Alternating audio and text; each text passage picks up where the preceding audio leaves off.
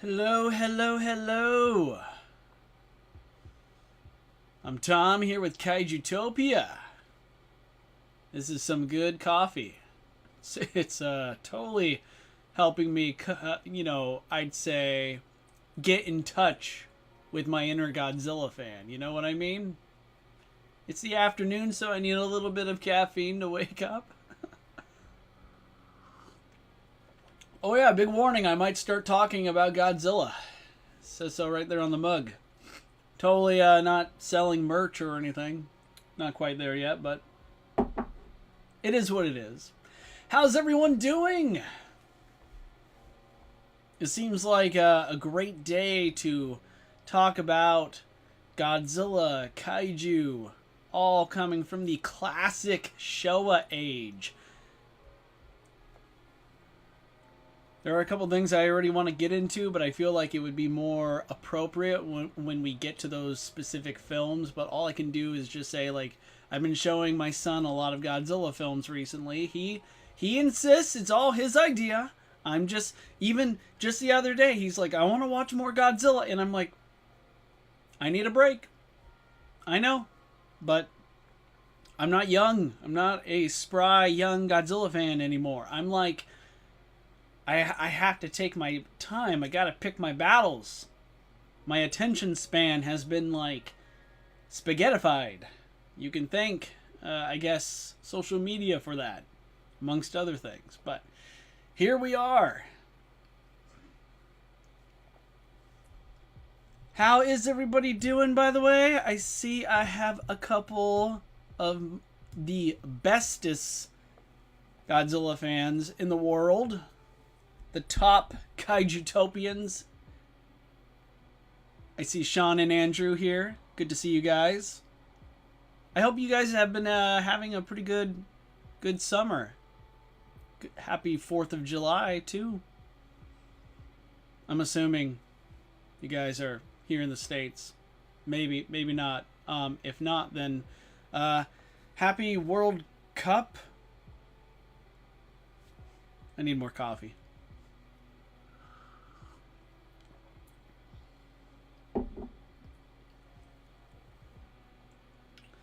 Okay, so before I really begin to like rank these, just a couple, I guess, disclaimers. I pretty much love all these movies. In fact, even the Godzilla movies that I'm highly critical of, that I'm kind of like, they're not for me, I still to this day will defend, because every Godzilla film you can think of, name, that is someone's favorite Godzilla movie. So I always try to respect that, and I do invite people to understand the difference between, of course, being critical of something and bashing it just because you're an asshole or something. I hope people see me in the former bracket, but I have been known to be a bit of a jerk. So who knows? We'll see. We'll see what happens. But yeah, I love all these movies. At the same time, I have to create these different tier brackets in order to, make it easier for me to place them and such. But again, you know what? I think I put this in the description. This is a relatively chill stream. So feel free to also ask me anything. I'll try to give like a pretty quick, witty, concise answer. Not gonna happen. I'll do my best. How about that? And then, I'll try and stick to the program, right? But, I really want your guys' takes. And, I just, we're here to have fun. This is just a bunch of Godzilla fans reminiscing about how awesome Godzilla is, going over the Showa era, which, in my opinion, is still the best era of Godzilla. This is coming from a massive MonsterVerse stan. I'm like, I would simp hard for any MonsterVerse character movie. I confess to being a fan of art, you know, as it were. I like great stuff, which is why I like the Monsterverse. I'm also huge into Heisei, the Heisei era. I mean, count on that ranking stream someday. The Millennium era is also pretty good. Like, I love all things Godzilla, but the Showa era to me has just, not only is it just it has that nostalgic punch, that air to it. Like, I have nothing but fond memories watching these movies growing up as a kid, but also like just these films were made with such integrity, such heart, such passion. The skill set from everybody involved all throughout the production from top down is sublime. Like, this is like classic filmmaking for me. And I gotta say, like, it's not that they've improved over time. I guess my interests, my taste in films have improved over time. Like, I've come to really appreciate these movies, not just for like their art, their vision, but their place. What sort of message they were trying to say, and how much it still resonates to this day. Just to be able, you know how it is, just to be able to go back and watch something maybe you've seen 100 times or maybe a few times, whatever, but every time you go back and watch it, you learn something new. Not only about the film, but about yourself. Ooh! Clip that one. Nailed it. Nailed it. Okay, Sean, I'm going to get to your comments in a second. You seem to have written a novel for me. I'm going to read it, my friend. Andrew here said, dude, Kaijutopia, you should have been in the latest What If Kaiju stream. Me and this guy named Ethan had an anime fight. Oh, man, sounds like I missed out. Speaking of What If Kaiju, in case you're new to me talking about how awesome other channels are, I gotta, totally throw out What If Kaiju. Amazing channel. It's ran by a really great guy. We go way back. I mean, maybe I'll save that story for another time, but anyway, incredible content. I'm really happy to see their success. I can't recommend them enough. Definitely one of the best channels, I think, that has a relatively new sort of appeal, like going into all these fantastical what if scenarios. I mean, it's there on the tin, right? And yeah, I can't recommend this guy enough. So yeah, definitely check him out. Okay, so Sean, you're saying these are not ranked on how good they are. These are the 15 films I feel are the most important, impactful as it relates to the history of the franchise. I was just going to do 10, but it wasn't enough. Oh man, I hear you on that one. We got Gojira, Godzilla Raids Again, King Kong vs. Godzilla, Mothra vs. Godzilla, Ghidorah the Three-Headed Monster, Monster Zero, Godzilla vs. Mechagodzilla, The Return of Godzilla, Godzilla vs. Destroyer, Godzilla, Mothra and King Ghidorah, Giant Monster All-Out Attack, Godzilla Final Wars, Godzilla 2014, Shin Godzilla, Godzilla vs. Kong, Godzilla -1. I almost read that whole thing without, slurring a bit. I have I have a speech impediment. I usually don't talk about it, but yeah, it's there, and every once in a while it slips. You'll see me get a little stun locked here and there, and that's because I have a million things I want to say, and it all is competing. It's to exhale. But anyway, solid list there, Sean. We love that. We know that Gojira is going to be number 1. Are you sure? Alright, so let's find out.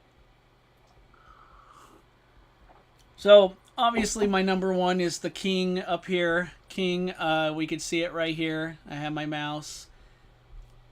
It's my number 1 Showa Godzilla film pick.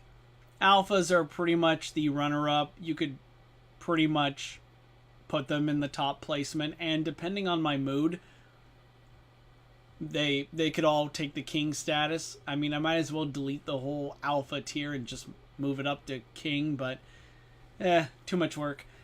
Titan is basically like getting a B on a grade. Like, it's got all the right things going for it, but there's just a couple things stopping it from being like a kaiju masterpiece. Singular Point tier isn't really a tier, it's just a buffer. It's the waiting room. Case in point, the first film we're gonna go over is Ghidorah the Three-Headed Monster, so it's just waiting here for me to decide where to put it. And then we have category 5. It's basically like, oh yeah, I mean, the movie, I had a good time, it was entertaining, or it seemed to have something to say, some good symbolism. The suit effect, the special effects were good, or you know, there are pros to it, but ultimately I felt like the cons kind of like took it down a notch and stopped it from being, you know, great. And we have Monster Zero. I love using that as a tier. Monster Zero is basically like, these movies are, I'm just not overly fond of for a variety of reasons I'll get into.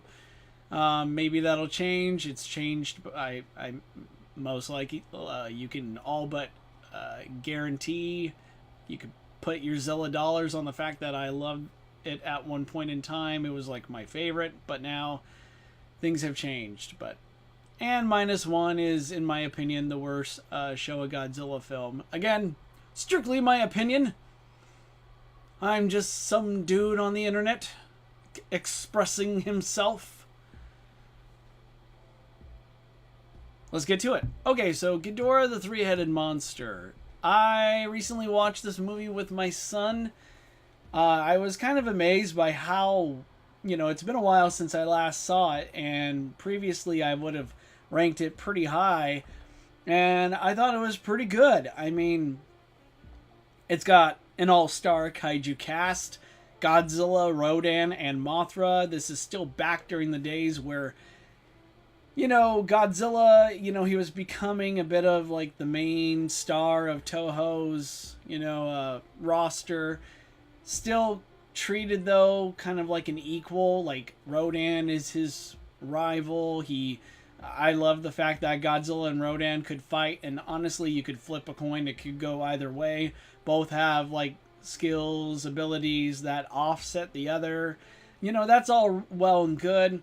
And Mothra, of course, being reduced to her larvae form definitely raises the stakes a bit. I do love this movie because it is the introduction for King Ghidorah, one of the greatest kaiju in all of Godzilla cinema. Hands down, he's not only Godzilla's arch nemesis, he's quite literally he's like one of my personal favorite villains. I just love the design, I love the sound effects, the power set. All around, it's really cool to see like Godzilla go up against like a cosmic apocalyptic being, you know what I mean? Also, major props to Ghidorah, like his introduction, just how he comes to be. There's so much build up to it, and it really pays off, so that when Ghidorah finally makes his horrifying, you know, entrance, it's done so well. I mean, the music is great, the atmosphere is, you know, you feel this, like, the hair on your arm is, you know, going up. You just feel like this sense of apocalyptic dread. And sure enough, once Ghidorah appears, as if like in some instead of being baptized in fire, it's like an electrifying hellstorm. It's so cool. And you know, I can totally see where Mike Dougherty got the inspiration for, you know, how he depicted Ghidorah in 2019's Godzilla King of the Monsters. You know, in that film, Ghidorah had like such a great, terrifying entrance, and I can't help but feel like this movie definitely paved the way for that. Alright, so there are a lot of other cool elements to this movie, but really I like the human angle. I thought a lot of the characters were, you know, three dimensional. They had their own unique personalities. They were acted well. Motivation wise, it was pretty simplistic, but also it's simple, straightforward, but in a good way, right? But they're not really that memorable aside from the princess that, you know, she was possessed by the spirit soul of like the sole survivor of Venus, which was once a planet, you know, that was thriving with life until King Ghidorah like glassed it, made it uninhabitable and stuff. Which would have made a really killer flashback, come to think of it. It's a shame we didn't get to see that. But her going around as some sort of like priestess of doom. She's like a prophet. She starts like giving everyone bad fortunes. Like everything, the end is nigh. I liked it, but also it kind of like dragged a little bit. Ultimately, it did have a great resolution. I like the when we get to the monsters, which is what we're all here for. The climatic battle with Godzilla and Rodan, Mothra, putting aside their differences to fight King Ghidorah, was just so well done, so well executed, and I do like the fact that even though the good monsters are rallying and, you know, it seems like the humans are tying up loose ends, there's still that sense of tragedy, like victory comes at a price, how the battle still like brought ruin to an entire village, and all the villagers had to watch and in like despair as their homes are leveled. Like it definitely stayed true to the core of, you know, what sort of kaiju, what a kaiju film is, especially in terms of how director Ishiro Honda really wanted to like you know, not only the story he wanted to tell, but just how he's quite consistent on that note, you know. So overall, like, I gotta say, yeah, I'm trying to figure out where I want to put this one.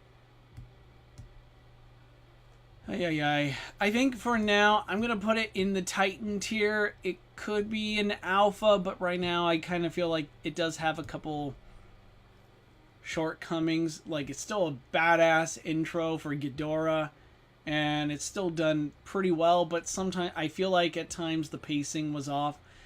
You know, I feel like there are some things that should have been left either on the cutting room floor or just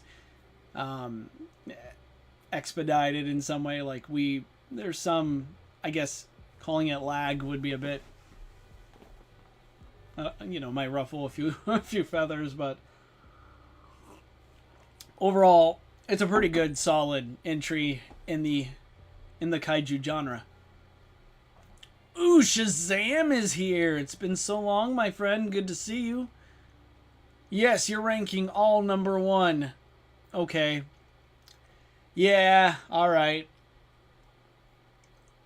Man, that kind of like deflates the whole point of my stream, though, if you think about it. I mean, I'm trying to rank them. It's like, okay, they're all number one, but now I have to rank them in what order do they appear in the number one bracket, you know? It's... I mean, in truth, that is the reality of it. You know, these different tiers are like just, they're just an illusion, man. They're made up like words, but we have to say words anyway. Oh, Andrew, you had a question. Okay, never mind. I guess I was going to ask which of those things mean for the list. We all know what's going to be on the bottom. Godzilla's Revenge, right? I think. Alright, well, let's talk Godzilla's Revenge. I'm happy we brought that up. Mine as well. That's a good segue, right? Okay, so Godzilla's Revenge is maligned by and almost virtually despised by almost everybody, almost every Godzilla fan. If you bring up Godzilla's Revenge, man, they're gonna roll their eyes. Except kids. Kids love Godzilla's Revenge. I remember when I was a kid and I loved this movie. because monsters, Godzilla, sold. I mean, it really wasn't that hard to, get me engaged into a movie as a kid. And even as a man, because Godzilla is the shit, and I love him, and if you put Godzilla in the movie or in your video, I'm gonna watch. I'm a very simple man. And you know what? I don't think I have shown Godzilla's Revenge to my son yet. So I guess we'll see. I guess we'll find out. But like, this movie, I do remember liking as a kid, and then when I got older, just thinking it was so dumb, so silly, so not in a good way either. I just feel like I didn't know like the story of how like this movie literally had hardly any budget. I didn't know the economic turmoil that was going on in Japan during this time period when the film was made. There are so many unknowns, so many things I didn't know or care to think about because, I was a young person, and young people, you pretty much get a pass when it comes to serious stuff because, well, you're young and you should enjoy, this thing called life. Go out and have fun with your friends. Go on adventures. Leave the depressing shit to the adults, right? Leave the bills to us. But, yeah. But I gotta say, I do like this movie. Funny enough, I haven't seen it like a week ago or anything, but my appreciation for it has grown over the years. I mean, it's a really interesting perspective of a young boy who feels alienated by society, who has very little friends. I mean, he doesn't really have much contact with his mom. I think his dad is like almost completely out of the picture. The only real good mentor he has is a neighbor, who seems to, at the very least comes across as a positive male role model. But at the same time, like, we have a kid, Ichiro is his name, right? He, like, I get, like, both Ichiro and Manila are, like, just, they don't have the best reputation in the fandom. But then again, the fandom itself doesn't really have the best reputation on some days, so that cancels, it cancels itself out. But I do dig the fact that here's this kid who really has every excuse in the world to, like, I want to say, like, he has every excuse in the world to just give up, right? But he doesn't. His imagination in certain ways, like, helps guide him, helps him survive. And it also, like, kind of, in many respects, would come to, like, teach him some important lessons. Like, standing up to bullies, for example. That, an important lesson to be sure, and not easy. I mean, that takes a lot of courage, but you know what? What's so great about courage, bravery? Even if you fake it, it's real. So yeah, I kind of dig it. I think it's actually a really great metaphor for not only the story it was telling, but like for, the sort of economic turmoil all these people were going through. Now, we got to talk about the redheaded stepchild in the room. And no, I'm not talking about myself. I'm talking about Gabra, my favorite mutant toad. I love him. I dig him. I think it's cool that he's like the embodiment of Ichiro's frustrations, his fears. Like, Gabra, of course, is named after, I believe, the main bully who picked on him throughout the entire film.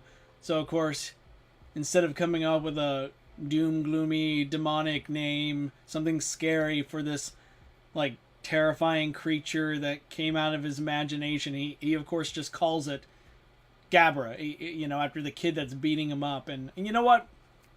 Really good reverse psychology there. If you ever really are dealing with that part of you that like is a complete pain in the ass, that's the naysayer, that negative voice, you definitely want to find ways to just laugh at it, make it seem like, yeah, I'm picturing you with clown makeup right now, or something to that effect. It's yeah.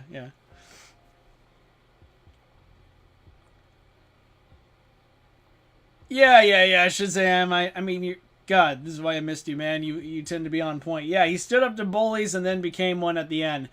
Hey, man, you either, like, die a hero or live long enough to see yourself become the villain, okay? And we all know, like, in the end, like, the sequel, if they ever made a sequel to this, the boy Gabra would have had nightmares, and he would have been terrorized by an evil kaiju alien Seijin, and he would have named that Ichiro, and then he would have needed his hero Ultraman to come save him. Boom!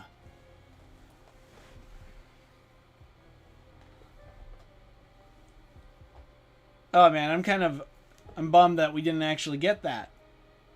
Yeah, that would have been the movie right there. That is right there a movie to end all movies. It would have really movied. Okay. Let's see. I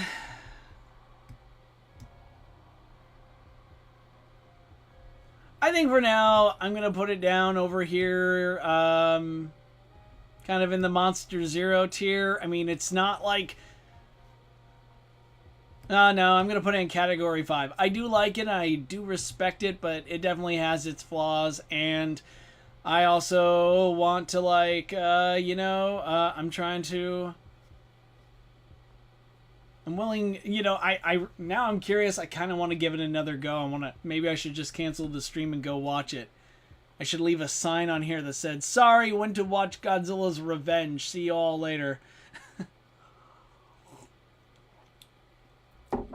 Oh, man, I don't know. I didn't really go over too many of its flaws, its cons, because like I felt like that was too easy. But yeah, it's got a lot of problems to it. Okay, I'm gonna put in Monster Zero for now.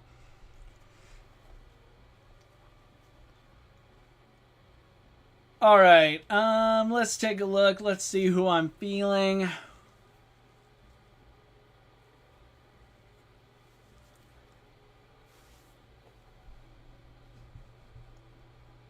Heck, let's have some fun here. Let's do King Kong versus Godzilla.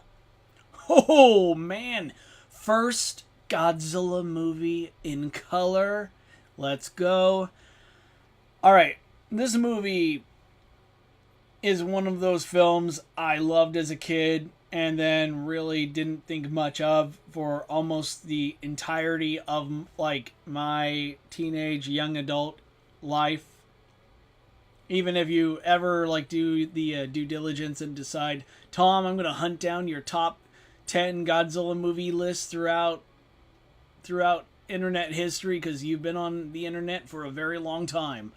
This movie usually ranked pretty low, humbly, but over the years it's kind of like Godzilla's Revenge. It just grows on you and you come to respect it for what it is. But this movie has insane amounts of flaws to it that did not age well, like at all.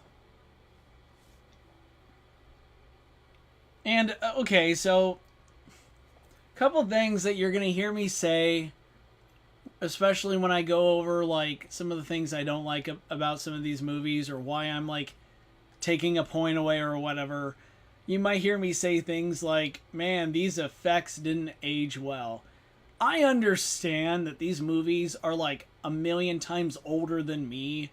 And of course, these effects don't age well. Of course, these movies' age is clear. I mean, I literally had to like wipe off the dust before starting this stream. But like, That's how old we're talking about these movies. But a criticism is a criticism, and some of these movies really, for its time, I want to be. I think that's like the best way that I'm going to be able to find some sort of meet some of you in the middle here. I'm judging it based on the movie's like effects, practical work for its time. I'm obviously not comparing it to like Jurassic Park levels of like special effect wizardry or any of that stuff.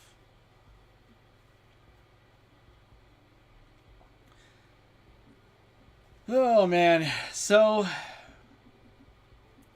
with all that being said, there's some things about this movie that, again, even when we think about not only pop culture today, but just culture in general, there are, of course, a number of things that haven't aged really well. It probably was not wise to have your Japanese cast put on black makeup and pretend to portray indigenous people.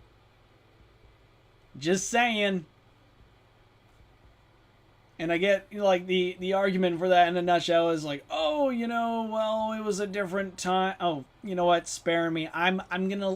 The current time we live in will one day be a different time. It doesn't mean that I'm like exempt from all like criticisms from future generations. Okay, it is what it is.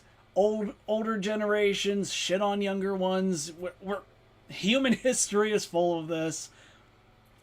And anyway, I don't feel like it's a very brave thing to say anyway, but like, yeah, that absolutely did not age well. It's pretty bad. Really hard to watch. I mean, I watched this movie recently, and yeah, I'm gonna get into what I really enjoyed about it, but man, the whole sequence with the natives on Faro Island, it's just, it's cringe. I had to skip it. It's hard to watch. Hard to really accept. Kaijutopia, more like Woketopia. Am I right? I'll take that as a compliment. Thank you.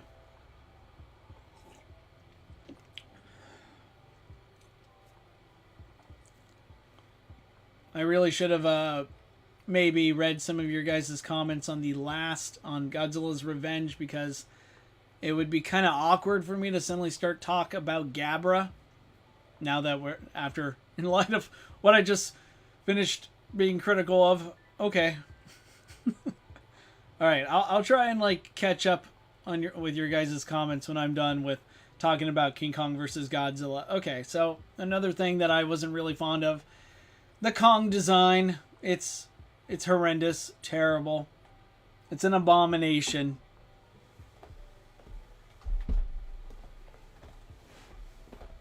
I don't think that's a controversial thing to say, and I know there might be someone out there who like worships this design, and all the more power to you, but holy moly, this is not a good Kong design. It really fails every test. But if it's any consolation, I really love seeing Godzilla beat it to a pulp at times, so that counts for something. Okay, so let's get into a couple of the things for this movie that's pretty great. I mean,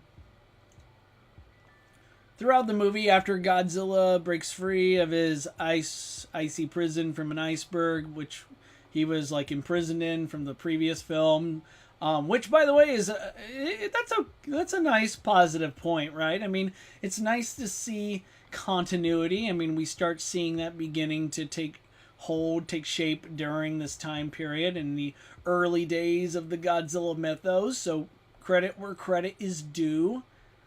But man, oh man, I gotta say, it was really cool seeing Godzilla just break free of that iceberg and immediately starts going on the rampage. And even though I'm not like totally I'm not the biggest fan of the King Goji design, it really it's aged pretty well, and I love how it's executed in this movie. Godzilla doesn't look like he doesn't look evil, terrifying, or anything. He's not like that grim, dark, nuclear Grim Reaper from like the 1954 film, and he doesn't look like a horror movie monster from like Godzilla Raids Again. He's still, you could still see why some might see him as being a little scary, but you're not really scared of him in this movie. But what he does is still pretty, destructive. So I like that, and I liked how the humans had to come up with a plot to try and constantly try and stop Godzilla. And in a way, it really I enjoy the movies where the humans all have to try and come together and combine their science, their knowledge, their ingenuity, and just come up with creative ways of trying to thwart that damn kaiju without resorting to some super weapon. Let's just use nukes, or let's use an oxygen destroyer. And of course, I'm a big fan of mechs, so let's use a giant robot. I mean, we'll get to him. We'll get to Mechagodzilla, I promise. Even though I'm talking very slowly, I'm monologuing, and we're 3 movies in out of 15. I really need to speed this up. Oh God. Zilla. But I like the elaborate schemes they came up with to try and stop Godzilla. But then, of course, the irony in all of it is the fact that none of it really worked. So what's the new? How do we stop Godzilla? I don't know. Let's get that big monkey and have him fight.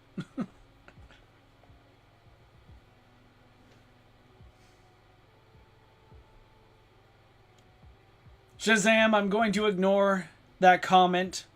I'm ignoring it. I know that saying that might draw further attention to your comment. I will play Super Robot Wars when I am ready, okay? I have a life. I have things to do. I am running out of excuses. I need to... Let me go ask ChatGPT what sort of other excuses I could give. But, it'd be hard to talk about King Kong versus Godzilla without talking about, two major, I think, interesting points to this film. Number one, I love the fact that it's a political satire. Not only of the current time, during the 1960s, but also it applies now, to modern times now more than ever. It really is so fascinating to watch this movie, and how you have these characters who are so obsessed with money, with greed, with power, with entertainment, and how they constantly have to have their fix now and now. I liked the MonsterVerse Godzilla vs. Kong movie a lot, but I gotta say, a part of me really does wish it drew more inspiration from this film besides just having big monkey fight giant lizard. With phones, with screens everywhere, with social media, with the news cycle not being 24/7, being every second. Every hour it's breaking news. There's something new, something terrible happening in the world, and what? We're doom scrolling, right? We're trying to get, or maybe we're just trying to go find something that kind of provides some escapism from the doom, from the horror that in the world, right? So I feel like that is something that this movie does really well, and it really does, to me, if anyone's a fan of WWE, professional wrestling and the whole thing, in some respects, funny enough, I do think, professional wrestling as we know it today kind of owes a bit to this movie, because let's be real, man. I mean, this is King Kong fighting Godzilla and it's treated like a massive professional wrestling battle of the century. And you have these greedy capitalists that are trying to like milk everyone for their money. Like they're trying, they just see their eyes on just such a mountain of cash that excuse me, it never occurs to them that, hey, maybe you should stop because it's about to what you're doing is about to destroy your country. But again, capitalists don't really care about that, because if they're rich enough, they can go live in another country, right? So the movie is really well done, and I think for that alone, like, I'm gonna put it in the alpha tier. But let me just say something else. For the longest time, there was this myth, this rumor that this movie has two endings. One with Kong winning, and the other with Godzilla winning. And no, that never happened. It's only had one ending. Kong wins. He wins the battle, but Godzilla wins the war because he's just that much cooler. He's a far better monster. What? I did not say anything controversial. I'm spitting facts.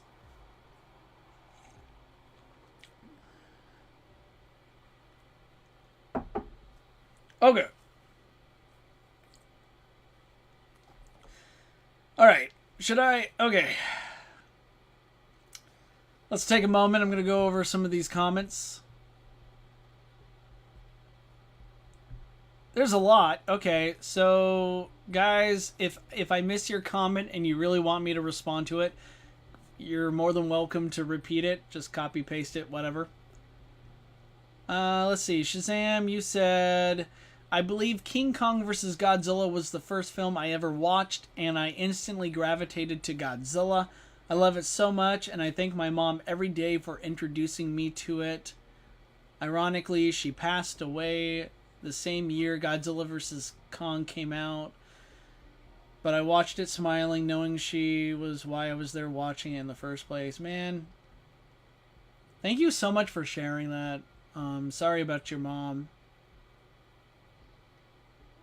It's really quite empowering and inspiring to know that, you know, for many of us, we wouldn't be here, you know, not only literally without our parents, but we wouldn't be the Godzilla fans we are without, you know, someone very important in our life, like putting, you know, a movie about a giant atomic lizard destroying stuff on the TV, much to our benefit. So like we're fortunate. We're very lucky. And yeah, thanks again for sharing that, man. King Kong vs. Godzilla 1962 is my top favorite monster movie ever since I was a kid. I think you have a great number one choice there, my friend.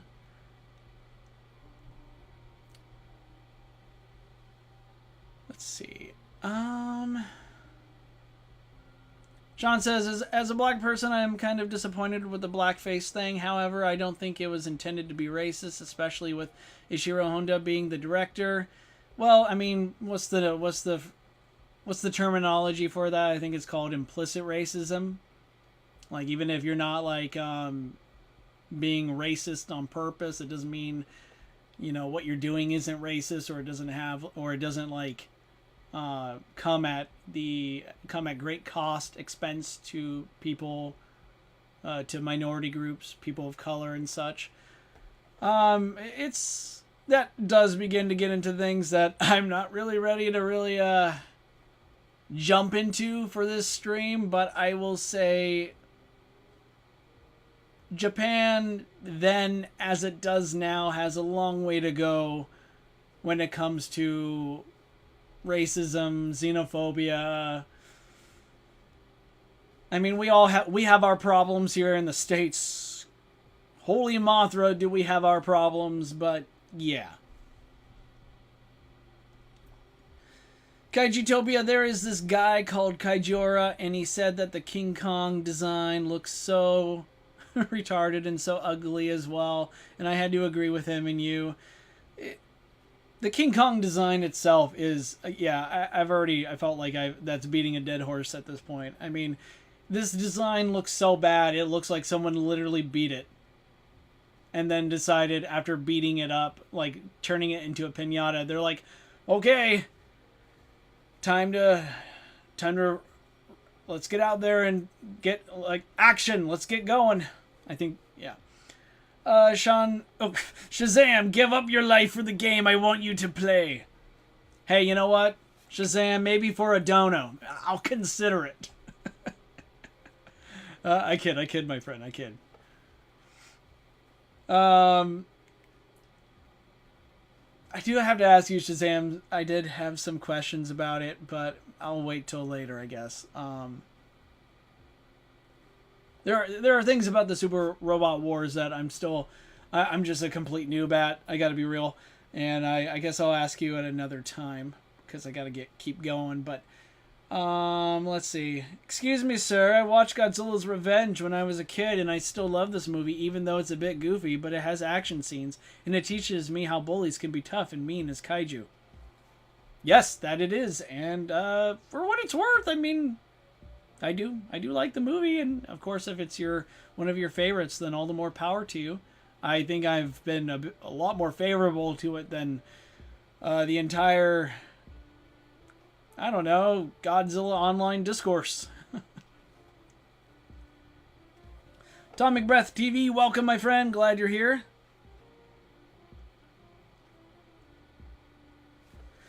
All right. Let's keep rolling. Let's keep going.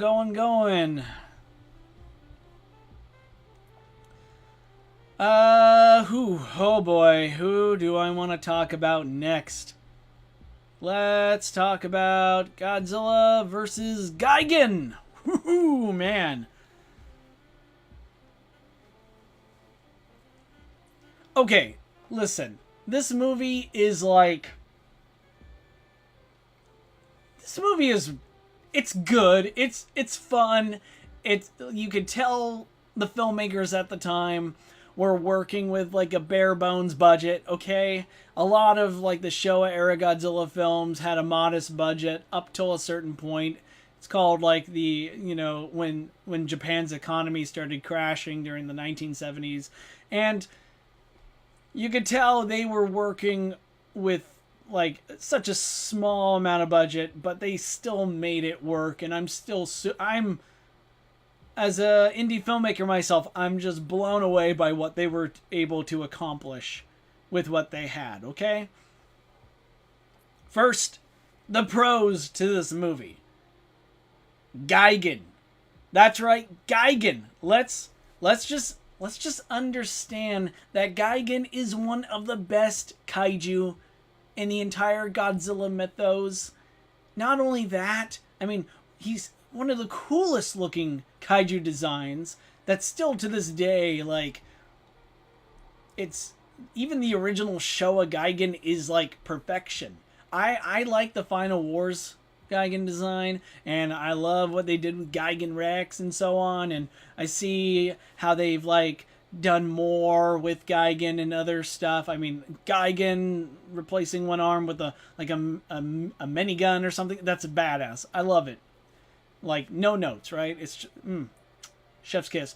But, like, the original Gigan is still so cool, and I could still see, it's one of the few kaiju designs from the Showa era that I could see just not really receiving much of a huge update, you know? Like, I could see this guy popping up in the Monsterverse. He could show up in Supernova as is, and everyone would stand up and clap. Excuse me. It is kind of funny to see Ghidorah in this movie, mostly in light of, a couple films ago we saw him get, like, killed and destroy all monsters, but then again, Destroy All Monsters, chronologically, is the last movie in the Showa era, right? So, he's not dead yet, or is he? as it turns out, this is like a different Ghidorah. And if I'm remembering correctly, if I know my lore correctly, you guys in the chat, correct me if I'm wrong, but this is technically not the same Ghidorah as the main one we've seen. It's not the same guy from Ghidorah, the three-headed monster, Invasion of Astro Monster, yada yada. But I will say this Ghidorah, how do I say this? He looks tired, you know? He looks like he's falling apart. And that's because he is. The suit kind of looks like it's seen better days. That's because it has. And again, you know, I don't want to really take the time to really pick on this film for its budget, because given what this movie achieved with its small budget, I will be so honest. If you gave me a similar budget, I could not make something this good. I would try. I would try my damnedest. But I gotta say, this Ghidorah, I'm sorry, I just learned how to talk this morning. The Ghidorah design in this, you could tell, really begins to look like it's falling apart. But with that said, I do love to see our three-headed monster. I do love seeing our friend show up and causing mischief. Speaking of mischief, I love the Nebulans in this movie. I loved this was such a unique take on, you know, just alien invaders from another world. I mean, we've seen similar plots in science fiction, like Invasion of the Body Snatchers and such, but never in my life would I, like, before seeing this movie, would I have ever thought of a plot involving galactic cockroach invaders coming to Earth and totally grave robbing. Like, just by saying that is so awesome. Oh, I love this movie. It definitely has some issues as it pertains, like, to its plot. I mean, but that's made up by having a fairly good pacing. Like, the movie, it doesn't, I don't feel like there are hardly any, very few moments where I feel like, man, this is dragging, right? Heck no.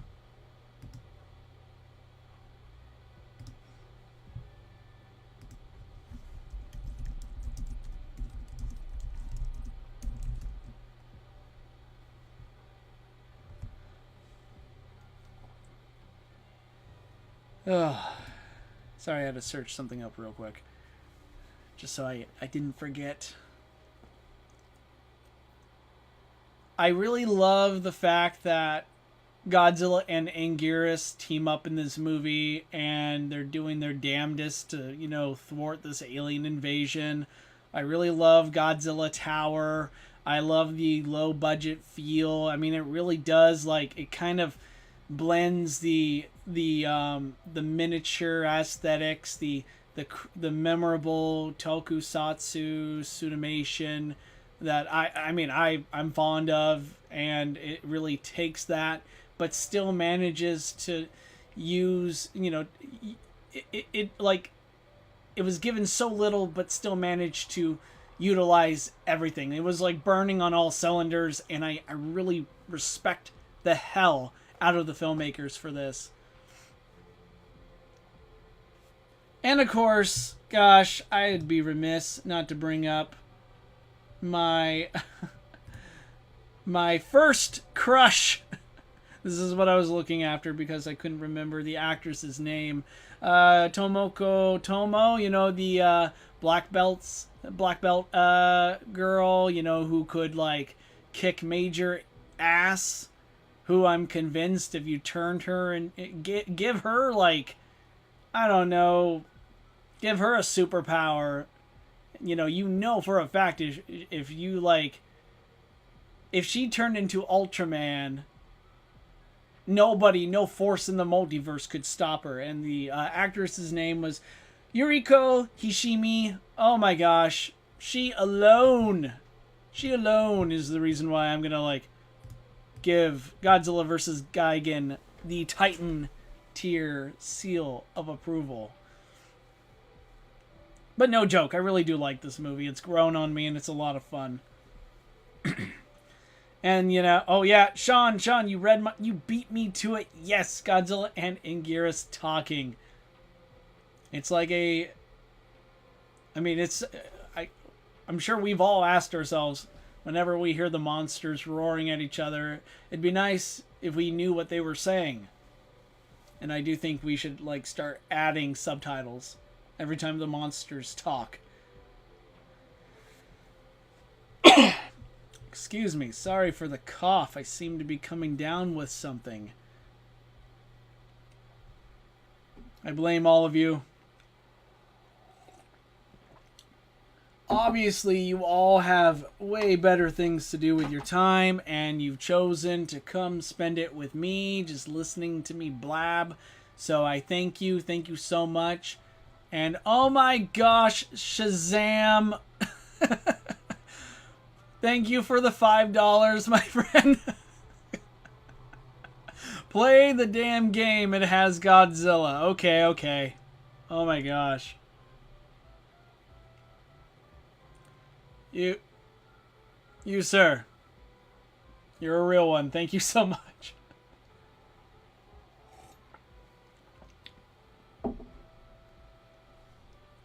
Well, if anyone else wants to, like, persuade me to do anything, just know that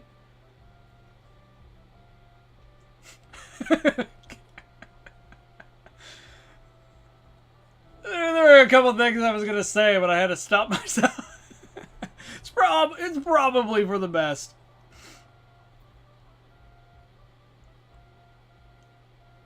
Okay, Sean, you said petition for Tom to live stream Godzilla Destroy All Monsters Melee Remastered. I accept this. Yes, okay, yeah, that's what I was gonna say. Yeah, for any, you know, donation, any super chat, yeah, feel free. If you want to see Tom get his ass kicked in the upcoming Godzilla Destroy All Monsters Melee Remastered, yeah, donate today. Be awesome, be cool like Shazam. But before I play that, now I really do have to, yeah.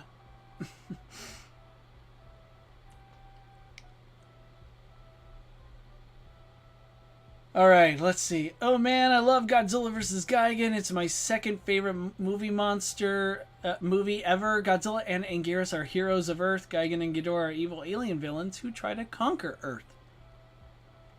That's a very great summary of the movie. Nicely done. Godzilla vs. Gigan is great because of Godzilla and Anguirus' friendship. Yeah, that's a highlight, to be sure. Felt bad for Gigan and how he got bodied by Zone Fighter. Yeah, I mean, yeah.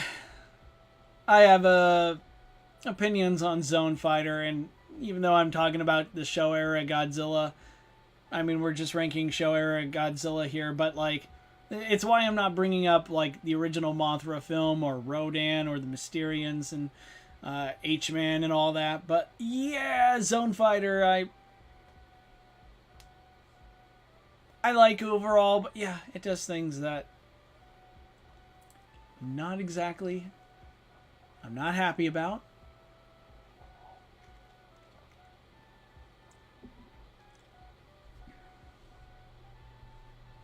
Yeah, the ladies of Godzilla films were always so gorgeous. This is so true. I love the internet memes of Godzilla behind the scenes with all the ladies, and see, I feel like Godzilla is like the perfect model. How to grow up to be. I mean, if you're a boy and you're watching Godzilla, how to grow up to be a Chad. Be like Godzilla. I mean, obviously, Godzilla can be a great role model for people, regardless of gender, right? But maybe one day we'll debate over, like, which kaiju is the best role model. I mean, it's going to be Mothra, of course. Oh, yeah, Sean, are we not going to mention Godzilla and Anguirus talking? Yeah. Should have dedicated an entire stream to that. In Ghidorah the Three-Headed Monster, Godzilla curses. Oh, Godzilla, what terrible language. You know what? Maybe it's for the best that we don't see them. I don't know. Maybe it's best that we don't always know what they're saying. All right, I think for the next one I want to do. Ooh, let's see. Let's do Son of Godzilla. So I did a video on this years back. I mean, I think it was my contribution to the One Monstrous Moment playlist. Other Godzilla content creators all talked about their favorite moments, scenes from not just Godzilla movies, but the kaiju genre itself. And you know what? I'm just gonna spend most of my. I guess I'm just gonna give you a bit of a more kind of a updated look into that. I mean, for me, my favorite scene, one of my favorite Godzilla scenes, and the one that I talked about, was the last final moments of this film, where it's Godzilla embracing Manila, his son, in the snow. And even now, man, whew, it gives me the chills. It gives me, I feel, I feel all the emotions with that one. Words cannot really describe what it's like to hold your child. You kind of feel like nothing else exists. The only thing that matters is that little person in your arms that you're cradling. And in a way, yeah, this is kind of like my attempt at, like, briefly getting into what it's like to be a dad. And becoming a dad has changed me in many ways. I mean, unsurprisingly, that's how it should be, right? Becoming a parent should be life-changing. That's because it is. But, some parents are not exactly the best parents. They don't take it as seriously. But yeah, with this shot, with this whole movie, for me, it was such a huge game changer. And even as a kid, what really stood out to me is how this film humanized Godzilla in a way that made it so that not only myself, I mean, I'd already empathized with Godzilla long ago. Like, from the very first moment I saw him, I'm like, I felt this strong connection to this character. But I think for mainstream audiences, this was the film that helped, like, the normie, the non-Godzilla fan, or casual Godzilla viewer, really empathize with the King of the Monsters. And I just love how the film itself is kind of like, I remember reading that it was meant to be a sort of like it had a what am I trying to say here? A strong message on parenting, and how at the time, and sadly even to this day, fathers,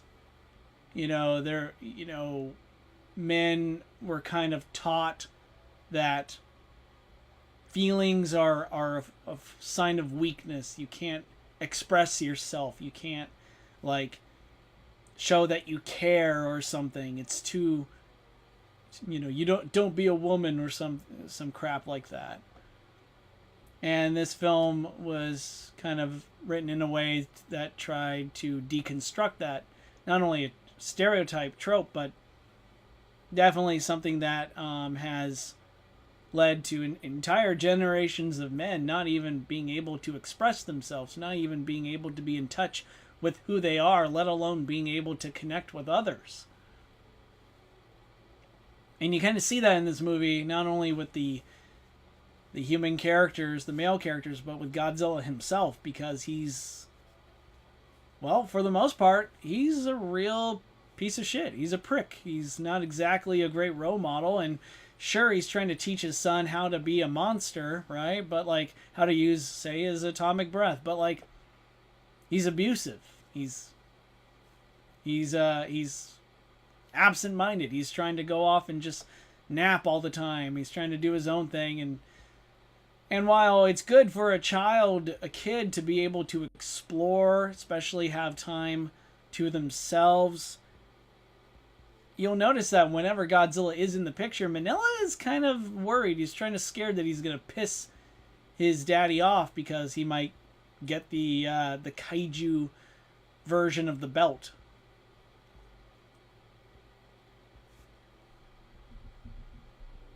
But over the course of the film, we start seeing a different side to Godzilla, and when he really begins, when the filmmakers succeed in really humanizing the Big G, I think that marks when Godzilla goes from being an abusive, nigh absentee father to truly accepting his son for who he is, showing him the love, respect,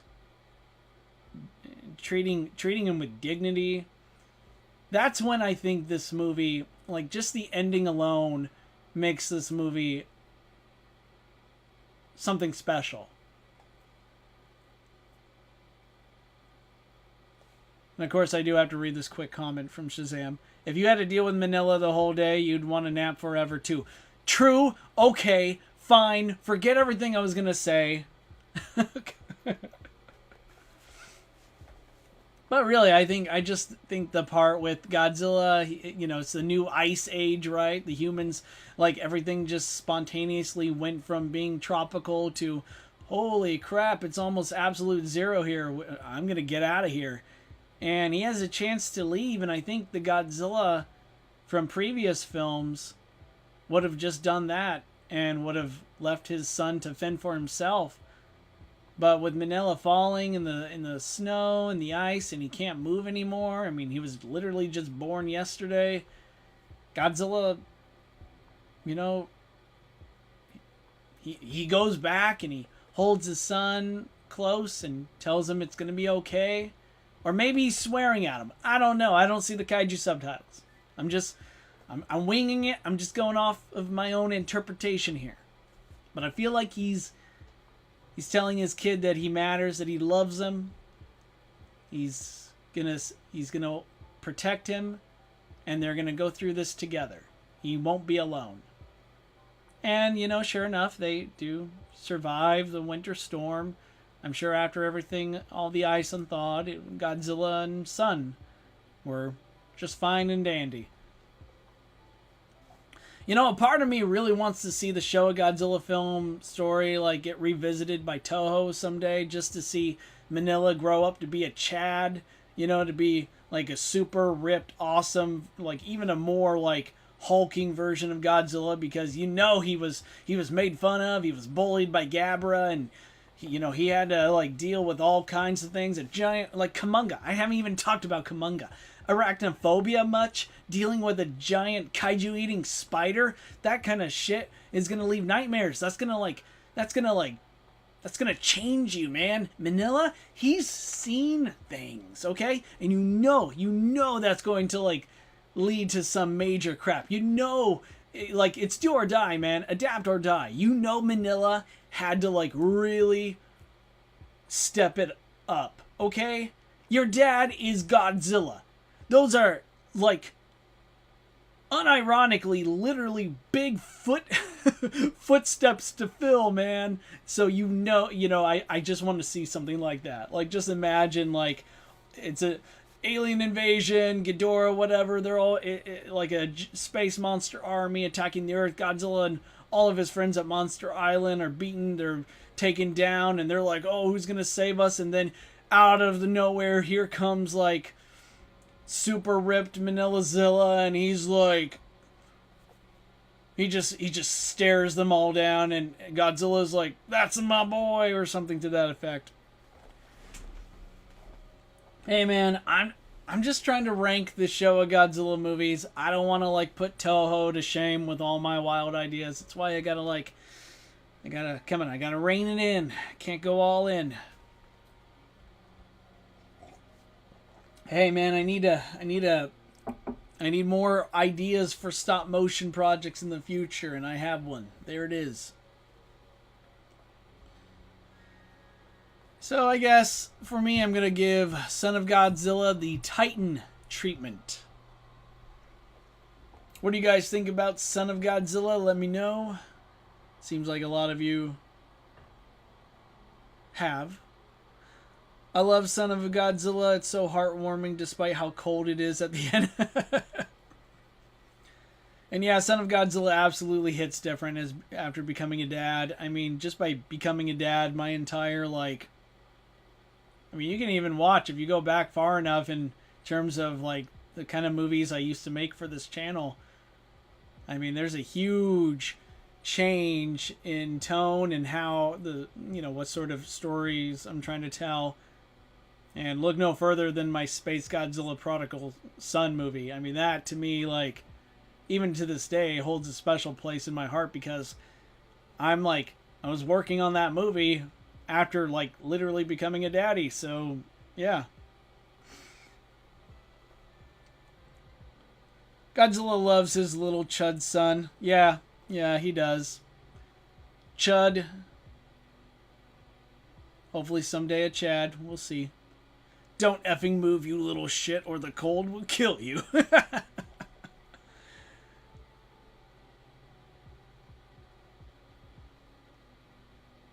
I remember when people really thought the only reason Godzilla killed Kumonga was because Manila saved him, and that's how I know they didn't watch, because it was the opposite. Manila got in the way, Godzilla had to push him back, and that distraction was enough to give Kumonga an edge. It is amazing how oftentimes we read what other people think, what their takeaways are, and you can't help but wonder, did we watch the same movie? And, just being very, transparent here, I have absolutely had terrible takes. I've missed the point of a film before. I'm not saying, it's, I'm perfect or anything, even though, yeah, I kind of am. But not. But, I think, that's so... To understand these movies, and I don't think they're overtly complicated, they're not meant to be, but to understand them, the bar for understanding them is so low, it's on the ground, and I swear some of these people bring a shovel. It's just, it's mind-boggling. Alrighty, what do we got next?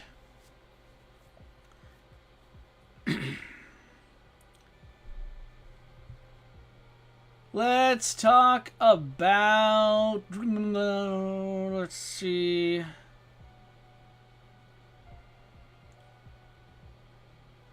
Okay. Let's get this out of the way. Gojira 1954. The original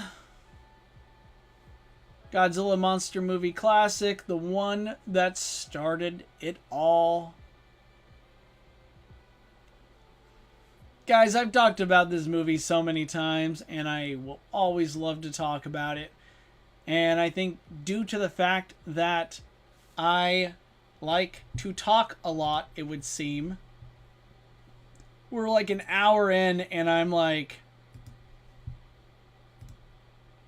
we're what? We're not even halfway through, man.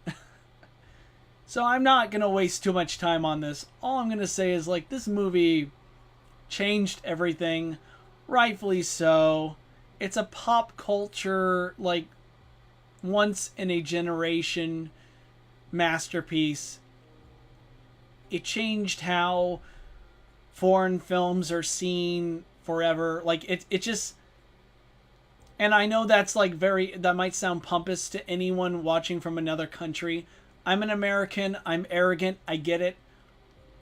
But at the time, we Americans still had a sort of huge monopoly on the film industry, and even to this day, sadly, we're very smug. We're a very smug lot, okay? But many of us have opened up to films from all over the world, from all different walks of life, different culture and such. This film is one of the major players, one of the major movers in that. It's obviously number one, and for now, I'm gonna keep just one movie at number one at the King tier. I mean, I like this film. Every time I think about it, every time I go back and watch it, it's definitely one of those movies where I learn something new. I'm blown away by it. I don't know. Jeez, I want to make sure I get the name right here. Godzilla.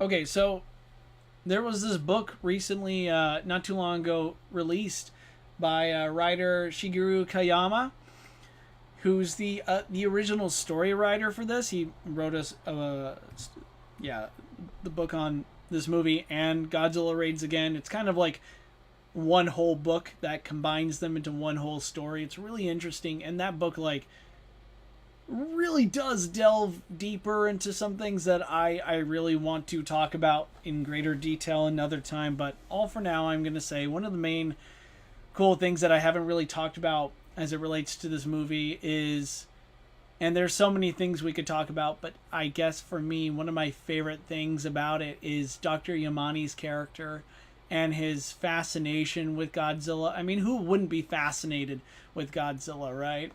But for him and the novel this is based on, you know, how he goes into more detail in this conversation, he between Yamani and I think who would go on to be, I forget the character's name off the top of my head, but as Yamani has to explain to, I think, the guy who would eventually, as Godzilla versus Destroya explains, Yamani would go on to adopt as his son. Here's this guy, I forget, again, I'm so sorry, I forget the guy's name, but he's one of the guys who lost his family to Godzilla in the initial Odo Island attack. And Yamani is just all like borderline just talking about, weeping about how like discovering Godzilla, you know, unlocking his secrets, getting into how fascinating he is. You know, you could tell like in the novel he talks about how like Godzilla survived the hydrogen bomb. He seems to be unstoppable. I mean, something that could survive that means he's powered by some great form of energy, some resource that if we could unlock, if we could tap into, we could. And at the time, this is post World War II, and in his character's own words, in the novel anyway, he talks about how like discovering this energy could revolutionize the world and, you know, bring, you know, make the world like Japan again or something to that effect. And, you know, while that's so touching and that's like, as far as motives go, you could be like, oh, well, he had good intentions. But as we all know, good intentions do not have a good outcome. And Godzilla being the literal embodiment of nuclear doom, of Armageddon, that unknown energy source involves splitting this little thing called the atom, which will release just an impossible amount of energy to comprehend. And it all, and release, I mean explodes, you know what I mean, like, it's like, man, I like, your heart's in the right place, but I'm sorry, but looking into this may not be in everyone's best interest. Alright, so we know Gojira's number one. We all kind of agree. Let's talk about Godzilla Raids Again. Just because this film, I believe, had the misfortune of being a sequel to arguably the greatest kaiju film ever made, the greatest Godzilla movie ever made. You know, again, it's all, you know, open to debate, right? But man, following up the original 1954 Godzilla movie must be like, I don't know, tantamount to imagine, I don't know, imagine you're like at a talent show and the guy ahead of you managed to like come up with like a cure for cancer or something, or maybe he like created this cool suit of armor like Iron Man, or you know, just something like fantastical. It's so hard to believe that like this is all happening at a talent show, but there it is, right? And then you come up and you're like, you do, I don't know, something like this. We're like, oh, check out my thumb. Oh, I can move it back. See, I'm not even doing it right. Here it is. See my thumb? All right, here it is. I'm taking it. Look, check that out. Uh-huh. See, I'm not even doing it right. See, that's how bad. That's how embarrassing it would be. Not to be me, but to be that guy. To be Godzilla Reigns Again, to follow up Gojira. Ugh.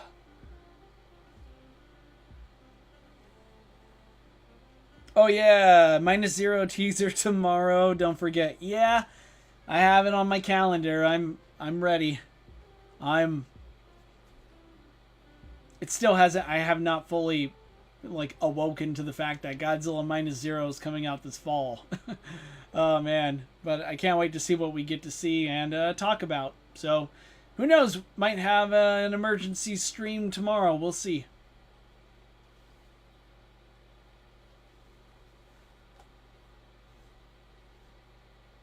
Okay, so Godzilla Reigns Again, though, unfortunately does have a lot going against it. Like, how do I put this? For starters, it was rushed due to the success of the original Godzilla film. I felt like the story for this could have either been so much shorter, or you know, it has certain elements that I feel like were not really necessary to the overall production. I also wasn't really into the human characters all that much. I mean, I do like the idea of like, oh hey, you know, these pilots that crash on a mysterious island, and you know, we could have a Tom Hanks Castaway situation, but with kaiju. And whoa, it's Godzilla and this new kaiju called Anguirus. That's pretty cool. And I do like the black and white did really do this film justice. It really adds a very nice, terrifying atmosphere. But I don't, unlike the original, when Godzilla and Anguirus come to town, I don't feel like it's having two weapons of mass destruction going off. And I get it, yeah, Osaka absolutely does not survive this movie. And yeah, there are a few shots where a character is looking out the window at the city in the distance and it looks like hell on earth. These are things that look great, like good job to the cinematographer, to the filmmakers, but like it just doesn't like have that real sense of doom to it all. It no longer, on one hand, it does a great job at introducing the whole concept of kaiju fighting each other, which is, to my knowledge, I think this is the first one involving two giant monsters really fighting. Again, chat, correct me if I'm wrong.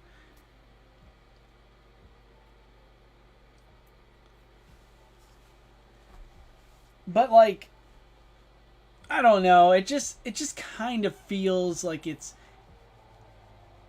being a pioneer. Like, on one hand, it not only is following up Gojira, but it's a pioneer for new tropes, new concepts, and it gets credit where credit is due there. But it also feels like it like we could see the improvements that are made in the future. I mean, never mind the fast, how the footage of Godzilla and Anguirus fighting were unintentionally sped up. It was supposed to be slower. That was a mistake. I've gone back and forth on this over the years where I kind of like it and I kind of don't. It depends on the scene in question, specifically what you're trying to do. So as far as like, do I think sometimes it makes the fighting more intense? Yeah. But it also kind of loses its, how the kaiju feel larger than life, right? It kind of like, it makes you no longer suspend your disbelief. You don't feel immersed. It kind of takes you out of the picture. I don't, to each their own. But I do give the movie credit for giving us Anguirus, who's the GOAT. But yeah, I'm going to put it in category 5. I do feel like if the story had time, if they actually didn't rush the production and spent more time on trying to improve the storyline, I think it could have been something special. I kind of do like the idea of a Castaway meets kaiju. If it just took place exclusively on an island for the most part, and our two main characters are trying to survive as Godzilla and Anguirus hunt each other and such, that would have made for a real interesting film.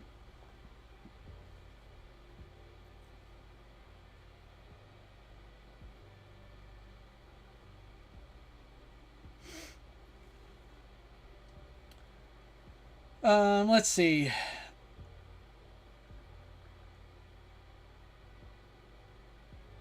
I guess to put it, the similarity is kind of what happened with the original King Kong movie and the Son of Kong movie, right?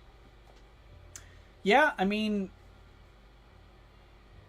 yeah. So just to fully understand your question, this is, how Godzilla Raids again had the, had to follow up the masterpiece that is Gojira. Similarly, the original King Kong 1933 film is just like an all-time classic. It's incredible. And whether you like the movie or not, it's still like, it's cinema, right? And then its sequel, Son of Kong, is nowhere near as good. And, I think the comparison here is valid. Although I do like Sean's comment here. Godzilla Raids again walked so other Godzilla fighting movies could run. Yeah, more or less. Okay, folks. This might be the first time chat goes into full rebellion. But I gotta talk about a movie that I'm not overly fond of. It has not aged well for me at all. And I understand it's a fan favorite amongst many of my fellow Godzilla enthusiasts. And normally I'd put, again, a Godzilla movie here in the singular point, the waiting bracket, so I can collect my thoughts. But I'm going to be real with you right here and now. Godzilla vs. Megalon is my least favorite Godzilla movie of all time. Perhaps challenged by the Godzilla Earth Planet of the Monsters trilogy. I'm not a big fan of those movies either. But the fact that, you're sharing company with Godzilla vs. Megalon, in my Godzilla loving opinion, is not a good thing. So, let me start with the cool things about this movie that are mind-blowingly impressive, that are great. The miniature work is phenomenal. Huge credit to the special effects wizards of this film and to the set designers. This movie, had a small budget similar to Godzilla vs. Gigan. But unlike Godzilla vs. Gigan, I don't think Godzilla vs. Megalon really did a good job at firing off on all cylinders. There's still a lot that I felt like this movie just, oh god, the runtime, there's just so much of it that should have been cut. There's a lot that's just, it drags. For the most part, it's boring. There are a lot of unnecessary scenes, filler, just like the Godzilla Planet of the Monsters trilogy, where I swear you have characters just repeating themselves over and over, or the same scenes being done, but, you know, with maybe a difference here and there. I feel like the same thing applies here with Godzilla versus Megalon. There's just a lot of unnecessary stuff. Oh, God. I hate doing this because, again, I love Godzilla, but, man, just putting down a Godzilla film. Whew. It's a good thing I'm a redhead and don't have a soul, because otherwise I'd be going to kaiju hell right now. That's for sure.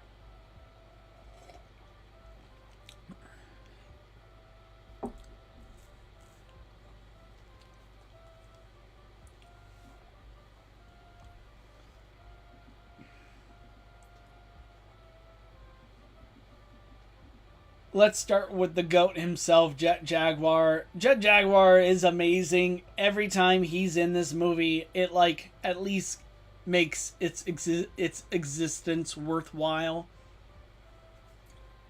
I'm a big fan of the Double J.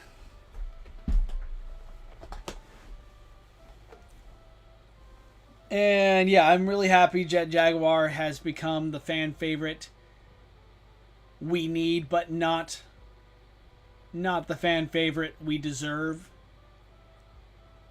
Megalon is another cool one I really do like. I dig the Showa Megalon design, even though I do think the Gemstone Megalon is probably the closest thing we're going to get to a perfected Megalon design as well. I just love the aesthetics overall. I mean, he's a giant cockroach monster that stands on two legs and has drills for hands. This is amazing. I love it so much. And the team up between Megalon and Gigan, the interactions between them, it's like, I really do want it. I kind of wish they decided to not even bother with the movie and decided we're gonna make a buddy adventure between Megalon and Gigan. Like, I would pay to watch that. Just like a complete reverse of all the tropes. Gigan and Megalon, maybe, like, sure, they're stomping around causing mass destruction, but maybe, like, I don't know, Megalon has anxiety and he's not quite sure of himself, but Gigan is super supportive and cheers him on. Like that. Okay, I'm going to stop there because, again, I'm giving Toho, like, just baller ideas. It doesn't really feel like a Godzilla movie because, again, he doesn't really play much of a role in it. It seems to be more like Jet Jaguar and Megalon, which could have been a really interesting film in itself. Oh, man.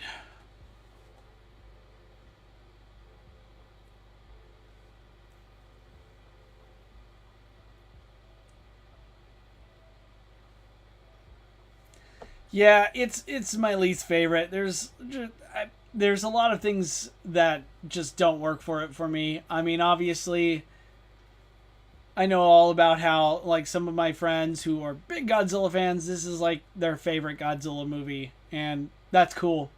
Really.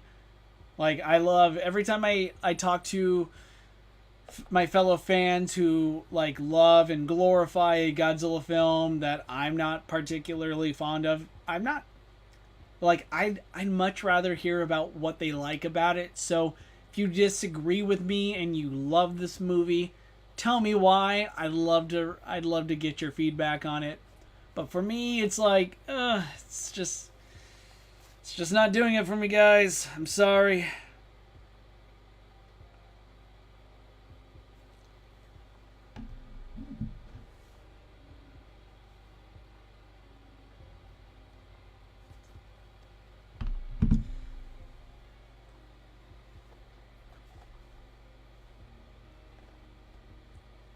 Oh, Shazam's getting the noose. Alright, alright. I accept. You know what? The Godzilla community needs a martyr. or what? They needs a better class of criminal, and I'm gonna give it to him. I'm gonna have to go put on clown makeup now that I've lost all respect.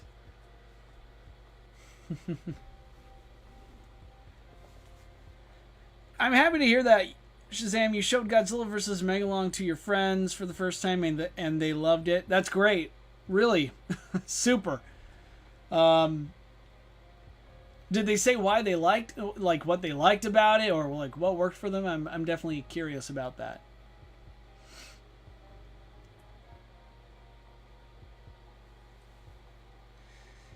Anyway, before chat launches a mutiny against me, I guess I should continue to the next pick.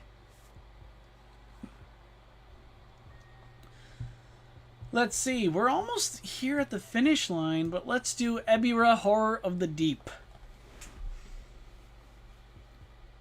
I totally like this movie for what it's worth. I like the change of scenery. I like the tropical route. I like the fact that we follow like a cast of characters that are kind of like, you know, people that you wouldn't normally, you know, pay attention to, I guess, or, you know, see as being protagonists, but we join them as they totally steal a boat, hijack it, and, you know, travel to an island that is being controlled by the Red Bamboo, a terrorist organization that has slaves who are basically being threatened with their lives to run their illegal operations, and if they resist, they're fed to the giant shrimp crab monster named Ebirah, hence the title, Horror of the Deep. And I gotta say, one of the most striking visuals from this movie is how, like, at the very beginning, our characters are out at sea, they're caught in a storm, and you look out, they're looking out at the water, and they see, I mean, they don't know what they're looking at, but we the kaiju initiated know it's Ebirah's claw just coming out, and you know he's just doing this to mess with them, right?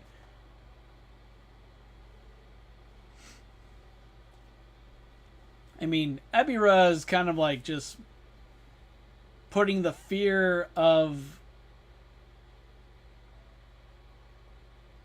Hang on, sorry, I was distracted. Ebirah, you know, is just putting the fear of Red Lobster into these guys. And as far as kaiju go, Ebirah is surprisingly one of my, like, favorites, and my pick, one of my main picks for the MonsterVerse to adapt. I really want to see Ebirah return to the modern kaiju era. He's such a cool kaiju. And Godzilla vs. Ebirah's fight is pretty cool. I love the twist of how a lot of these people that the Red Bamboo is using, that they are, you know, that they had taken against their will, that they're enslaving, are in fact followers of Mothra. And Mothra herself, like a goddess, like a god should, answers the prayers of its followers and eventually does come to their rescue in their time of need. I mean, this movie has a lot of really cool elements to it. It's got a good story, great practical effects. It's just so different too. I mean, and let's not forget the most terrifying villain of all, the giant condor. I know. I really should not say its name, because there is a real possibility that everyone is doomed now. We're like living in the end times. It's not a matter of if, but when the giant condor finds you.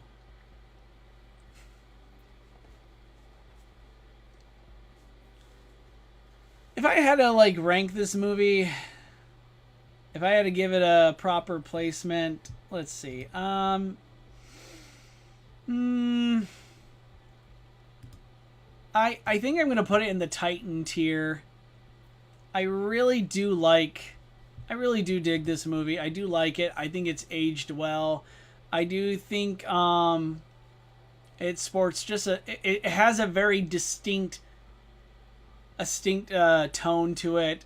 It stands apart from pretty much every other movie on this list throughout the entire, compared to all the other films made in the Showa era. Yeah, I think it deserves a place in the Titan tier.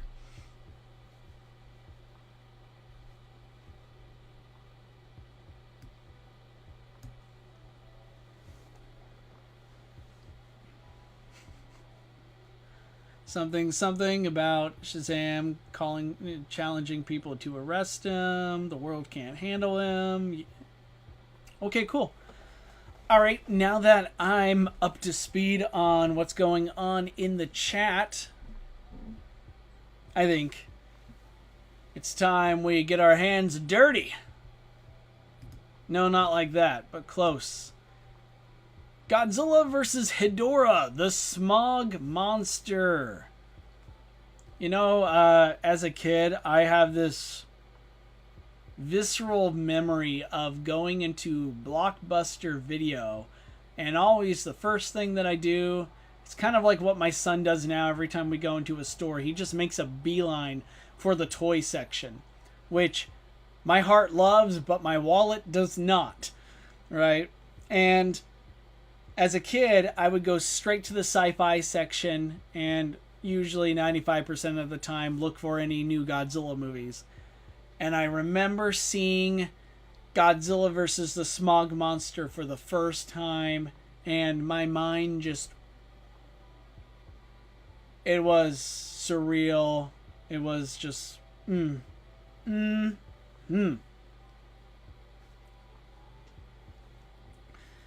a lot to say about this movie.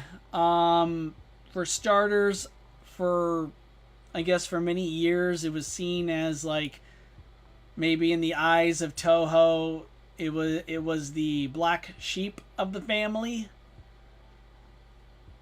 It had such a unorthodox sort of style to it. It definitely, even to this day, it is its own film. There's nothing quite like it. I mean, a lot of it felt like a psychedelic experience when you watch it. Those that know. It goes from being like a film where you feel like you're watching like your typical Godzilla film, to a music video, to, man, this really has a very important message about, taking care of the earth, save the earth, to I am terrified for my life. That guy just melted to death. WTF? What am I watching? I'm gonna have nightmares. To Godzilla is flying. This is the greatest thing ever.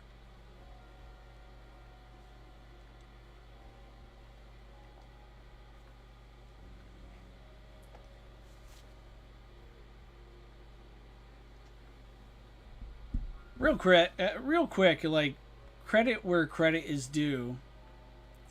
Director Bono, the one, despite everything that he went through, all the backlash he received from his bosses at Toho after this movie was released, he would go on to, like, almost single-handedly help pave the way for the Monsterverse as we know it. And yeah, so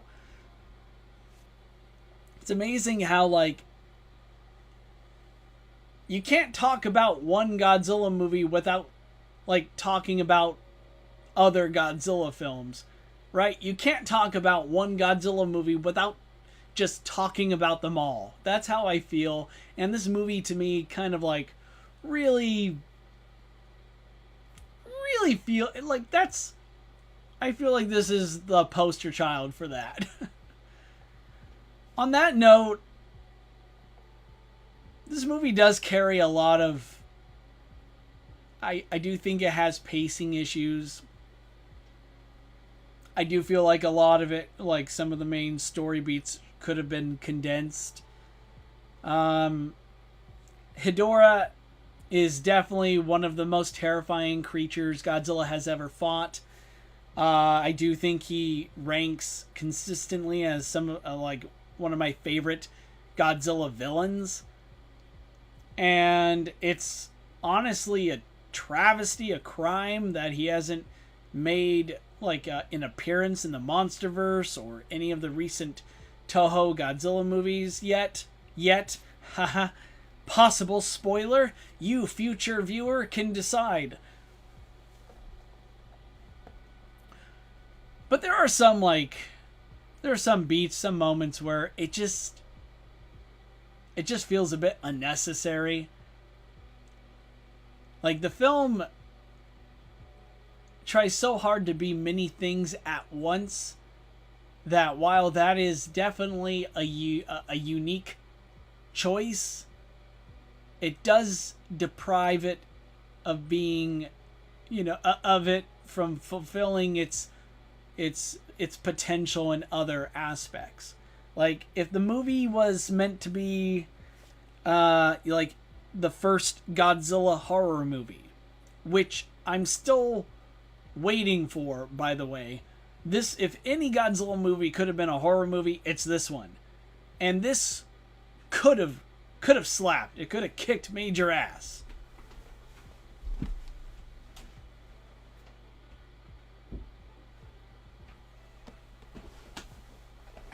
I mean, just imagine like Hedorah towering over an entire city full of human skeletons. Oh wait, we kind of got that. Never mind. Okay, being a bit hyperbolic, I admit, but like there are so many ways this could have been way scarier, more terrifying, and I feel like the film just held off on that. It didn't fully commit. And that usually is what happens when you have like a multifaceted film that appeals to different demographics, that has different styles, different genres to it. But yeah, overall though, I think I'm going to put Godzilla vs. Hedorah in category 5. It's got so many cool things that just goes so hard for it, but at the same time, it really is a movie that I kind of felt like at times I'm being forced to watch. And that doesn't mean it's like, it's not smart, it's not ahead of its time. I think it's way ahead of its time. And I think it will find even greater success as, the franchise, the series continues to grow. We get new fans, more people who want to go back and watch the classics. I think this movie will really, really appeal to more in the future. But for now, to me, it's a good movie, but, I feel like its flaws are really holding it back from being a great movie.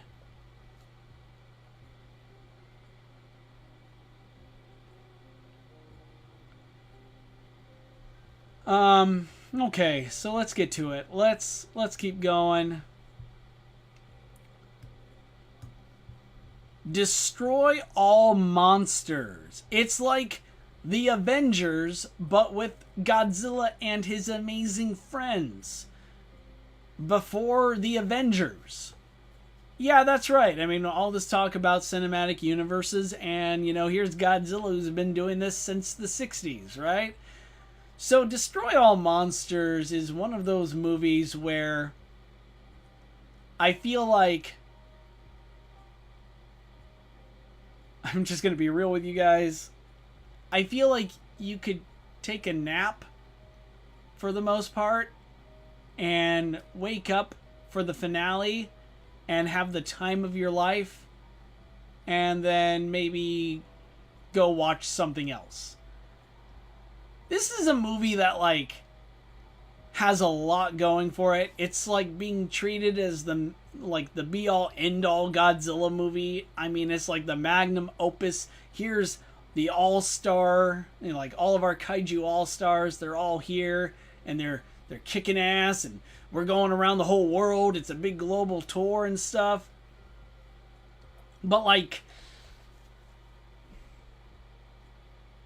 I don't know, I kind of feel like a Godzilla movie involving different monsters attacking like the biggest, like the most recognizable cities across the world, like from Tokyo, New York City to like Moscow and Paris. Like, I feel like this is something that maybe if we didn't focus too much on like a, you know, who's an alien or who's an alien pawn subplot, that in itself is a very interesting subplot, but is mostly squandered and doesn't really like there.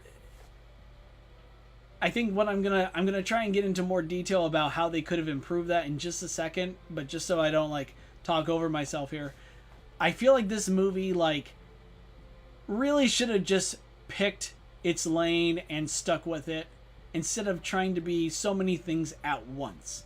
On one hand, Godzilla across the world would have been great, would have been striking. Godzilla briefly appearing in New York City could have been its own movie right then. That would have been very interesting, right? I mean, who would have thought Godzilla appearing in New York City? It's a shame we haven't seen that before. And still to this day haven't, I guess.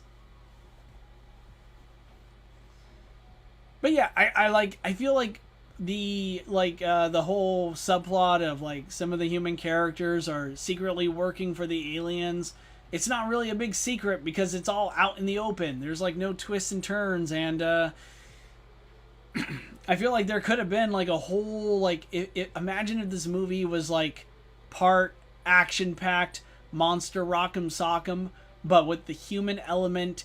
It's a combination of like cool sci-fi space exploration, the future, you know, the world of tomorrow, but also we're trying to figure out this this alien infiltration. Who are the aliens, who are working for them. Like, it could have been a thriller, you know, a thrill ride too, but like it just bellied up on that.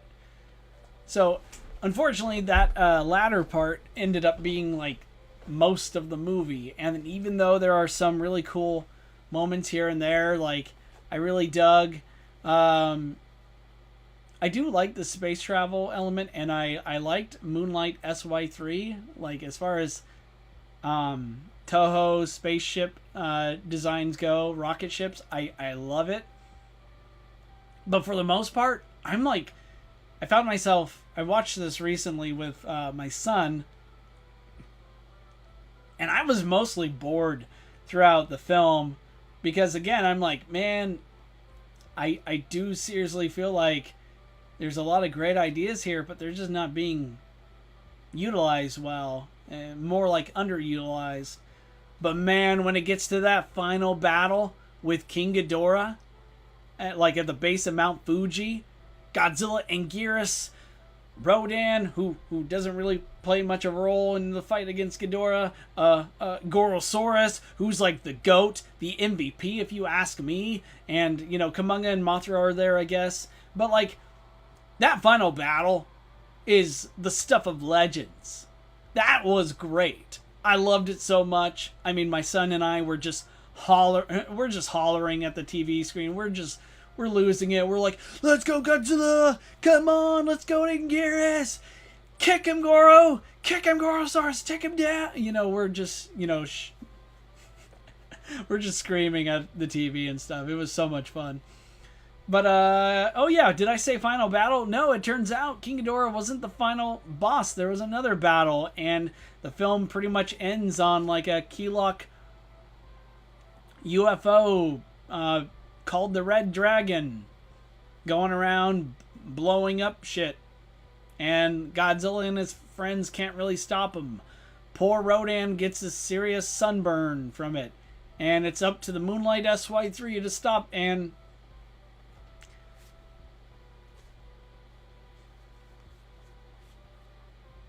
nah, that kind of a boring ending. to, you know, a movie that's supposed to be like the huge, like, crowning achievement of the Showa Godzilla era, right? But no, I'm giving Destroy All Monsters a category 5 rating here. It's got a lot of cool stuff. Like, it's got loads of monsters, right? Which is a huge plus in its favor. But like, for the most part, for a movie that, like, just looking at the poster screams, "Look at me, I'm exciting," you're gonna be gripping the edge of your seat like you wouldn't believe. It's honestly just, it's aged. It hasn't aged well. I think it's mostly just kind of boring.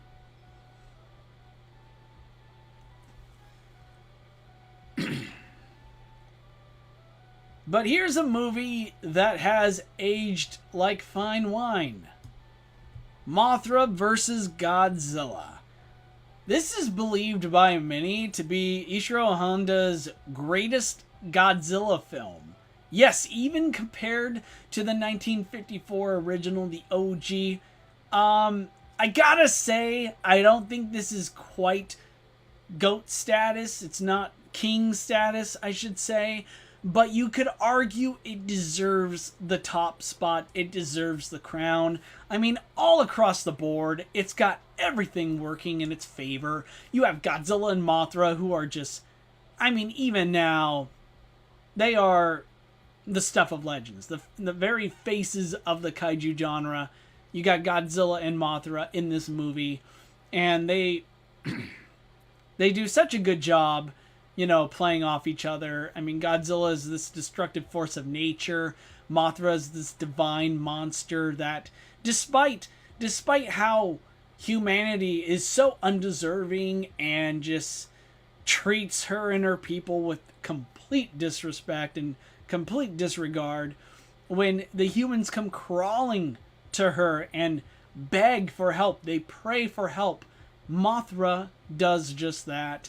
She does what the human race could not, and showed not just the human characters, but us, the viewer, the audience, you know, how we could be better, how we could become the better angels of our nature, and, well, I guess they should say become the better Mothras of our nature, because that's how I feel about not only Mothra as a character and how she's depicted, but this movie in itself.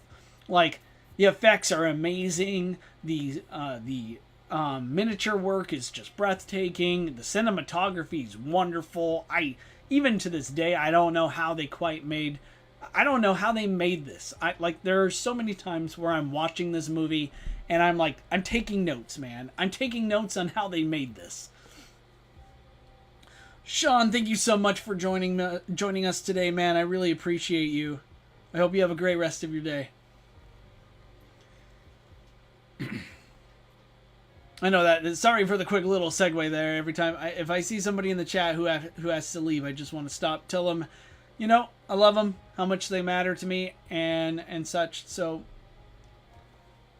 I don't think that threw me off my groove, though. I don't think so, because we're talking about Godzilla, not just any Godzilla movie. We're talking about Mothra versus Godzilla. This movie's theme, its plot, it's so fascinating to talk about the differences, the divergence between a movie's story and its theme. Like, what is the message it's trying to tell? What are the filmmakers, the storytellers, hoping that you as an audience member walk away with? And for me, the moral lesson, like the lesson that this film does a really great job at teaching, is it takes King Kong versus Godzilla's like its theme of like political satire, a parody of just how obviously cartoonishly villainous business people can be, like hyper capitalists are, and this movie just takes the cake for just showing not how sorry Gordon Gekko, greed is not good. Greed poisons everything. And I think this movie does such a great job at showing that. Greed is not good. Kindness is good. The kindness Mothra shows to the human race. That to me is what's good. And yeah, to me, this movie is so great. It's like top class. It's my pick for, like, it's definitely the runner-up for the King spot if I had to pick one.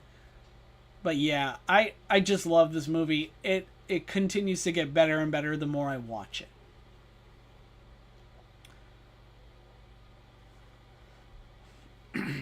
Shazam, love you, man. Thank you for everything. Don't worry about being silent. You're awesome. I'll see you next time, my friend. I hope you have a great rest of your day. As for me and this amazing stream, we're down to the last 3 movies. Let's talk about them, shall we? So we got Godzilla versus Mecha Godzilla.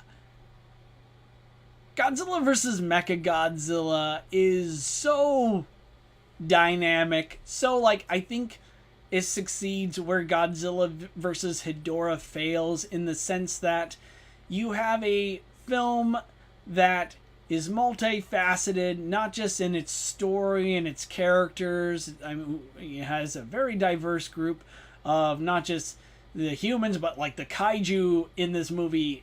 It's about as diverse as it gets.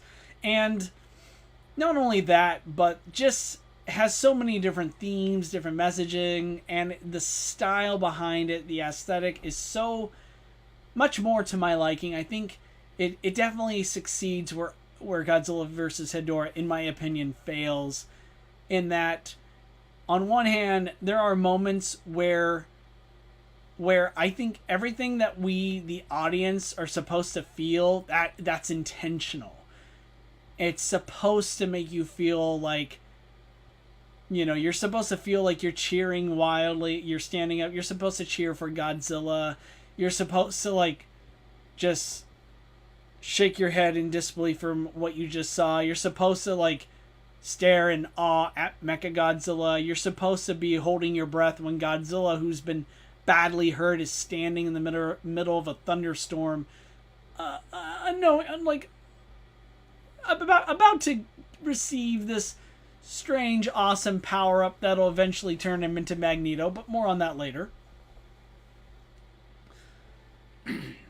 Overall, like, I think for me, with this movie, one big reason why it continues to be a fan favorite today, and one of my favorites, is Mechagodzilla. The OG Mechagodzilla, the Showa design, is so perfect for its time. And when even now, despite like all the, you know, our pop cultural changes, our notions of formidability, of strength and power, when you look at this Mechagodzilla, you see a killing machine. And I think Mechagodzilla is just one of the few characters that Godzilla has fought that you're convinced that could kill Godzilla, because Mechagodzilla comes so close to doing it. He's just so badass. To me, I'm going to give Godzilla vs. Mechagodzilla the Titan rank here. It's a damn good movie. But it does have its flaws. I mean, obviously the scene with, you know, when the princess is trying to wake up King Caesar by singing a 10-hour song. I'm not kidding. It really feels like 10 hours, like you're waiting forever, in eternity, for this giant badass golem kaiju to wake up. And yeah, it's between that and other parts where, you know, obviously I think like, oh, I don't think I would have kept this in, or maybe I would have done this a little differently. You know, they're, you know, the norm.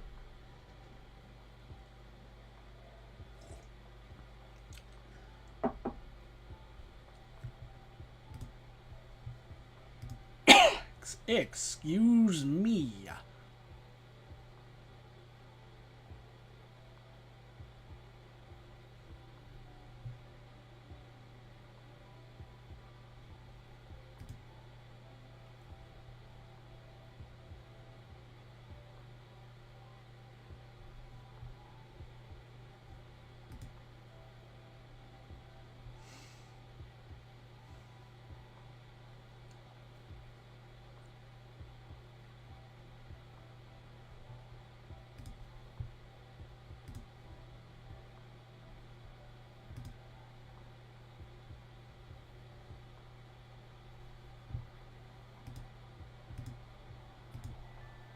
So I'm just checking to see some stuff here because I'm just trying to make sure chat or my live stream didn't like mess up because I don't think it's showing.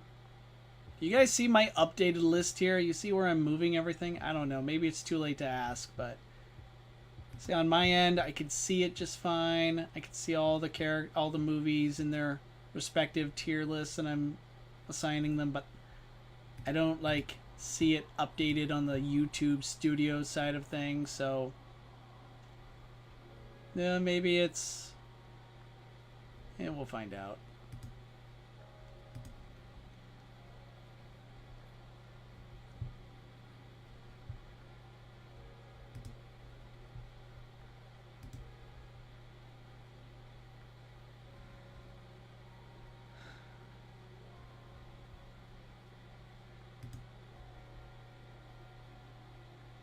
That's so bizarre that it's not showing there, but yeah. You'd think it would, but I don't want to have to refresh this just so I don't even know if it would stay. Oh well. I'll just read it off in the end so everybody can, you know, in case it's not updating or showing, I'll just, you know, show it. Or maybe, like, what I'm looking at is just not updated. That's always possible. Okay, yeah, so when I'm watching... Okay, so it's interesting because my feed isn't exactly showing...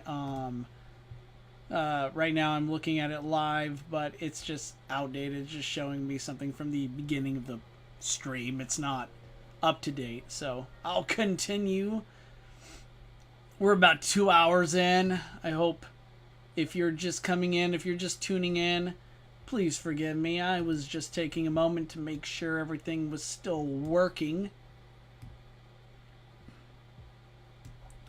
Andrew says Godzilla vs. Mechagodzilla is one of, if not the greatest Godzilla movie yet, but it does have some flaws. I will agree with you on that. I mean, I'm kind of one of those people who believes that a movie's flaws can actually be to its benefit in a way. I don't think a movie's flaws necessarily works against a film. I mean, it largely depends on, you know, well, what kind of flaws are we talking about? Because if a movie's flaws, or like, let's say a flaw from a film, encourages discourse, for example, like, a lot of people are talking about something they all agree is a big, massive, gaping plot hole or something in a film, but we are all talking about it, and it gets the ball moving, and it leads to exciting discussions worth having. I feel like that sort of flaw is to the film's credit because it encouraged something good. Something good came out of it. And I feel like Godzilla vs. Mechagodzilla, for all its flaws, is still to this day one of those films that, like, it just goes so hard. And as soon as, even if maybe sometimes the human scenes are boring, or maybe the plot, at this point, we're like at the 50th alien invasion arc of the series or something, it still does it in a way that I think to this day, like, I think so many Godzilla fans we can all agree that the OG Mechagodzilla kicks ass, and I love Mechagodzilla. I actually don't think there's a single terrible Mechagodzilla as far as design and execution goes, but the OG Mechagodzilla still, like, reigns supreme for many. I'm kind of more lenient towards Kiryu myself. Kiryu is just my personal favorite Mechagodzilla, but that's kind of like a conversation for another time. But we're not done with Mechagodzilla. Let's keep going. We're almost at the end here, a little over 2 hours, and now we're talking about Terror of Mechagodzilla. Like, Terror of Mechagodzilla is such a interesting film to talk about, because there are some things about it, especially the unedited version, the one that, like, wasn't censored in some areas. I think people, the kaiju initiated, what I'm talking about as it relates to this movie. But this film is fascinating to me because it's like it comes out in 1975. Japan is changing, the world is changing. There's so many interesting things happening in history at this time. And it's the final Godzilla film in the Showa era. Godzilla is about to go on a long hiatus, and at the time, I think this was meant to be permanent. Like, I don't think Toho had plans of reviving Godzilla again. So, like, as far as being the final Godzilla movie at the time, and as far as the filmmakers and the audience were concerned, the last Godzilla movie ever made, it's such a interesting... It just does a lot of... It takes a lot of interesting risks and does a lot of things that previous films didn't really do. Like, I really enjoyed the human element in this movie. Surprisingly, you would think, like, it's pretty, like, cut and dry, kind of feels like another garden variety, the human element's very two-dimensional. They're just meant to get us from point A, point B in the plot. But to me, like, I really do dig the Interpol versus, aliens from the third planet kind of subplot going on. Dr. Mifune as a character is really interesting, but like, and Katsura, that's her name, right? Oh man, some Godzilla fans are gonna be slapping themselves right now, right? You guys are gonna be like, how dare you not know for sure what the character's name is? But yeah, I think it's Katsura.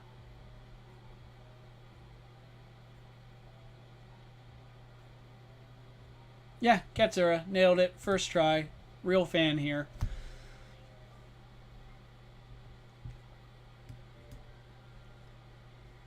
But yeah, so like, I like the idea of like exploring what it means to be human.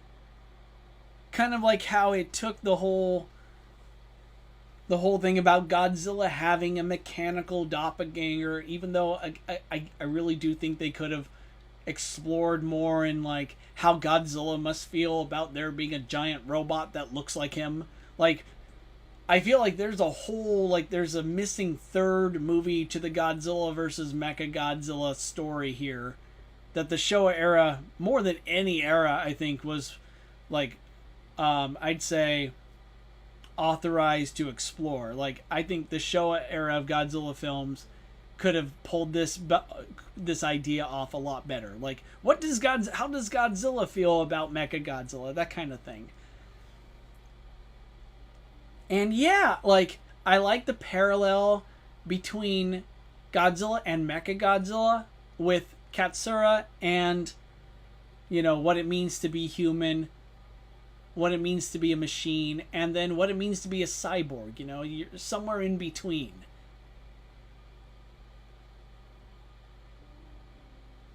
And it would have been very interesting to explore that even further. Maybe if the story was polished a bit more, or maybe we didn't waste time following characters that were didn't really play much of a huge role at all, to be honest. And just, upgrading Katsura to being like protagonist status would have been, I think, a more interesting choice. Just ditching the very soulless love story. In my opinion, I didn't buy the fact that this guy, I forget his name, like the main character, was so smitten by Katsura, and I didn't really think much of it. I was not rooting for this pairing at all. I don't even think it should have been, if anything, it should have just been like a story centered around Katsura and her father, Mifune, who, by the way, his connection with Titanosaurus would have been another interesting angle to explore further. I haven't even talked about Titanosaurus yet, who is so awesome, and I would have loved to see more of him. I mean, apparently before being discovered and then subsequently weaponized by evil aliens, Titanosaurus was a peaceful dinosaur. This is why I think, like, Destroy All Monsters, despite being chronologically the last movie, I mean, something like it being the literal last movie made in the Showa era would have been better. That way we could have seen some of these fan favorites or interesting kaiju make a return. Titanosaurus is so cool.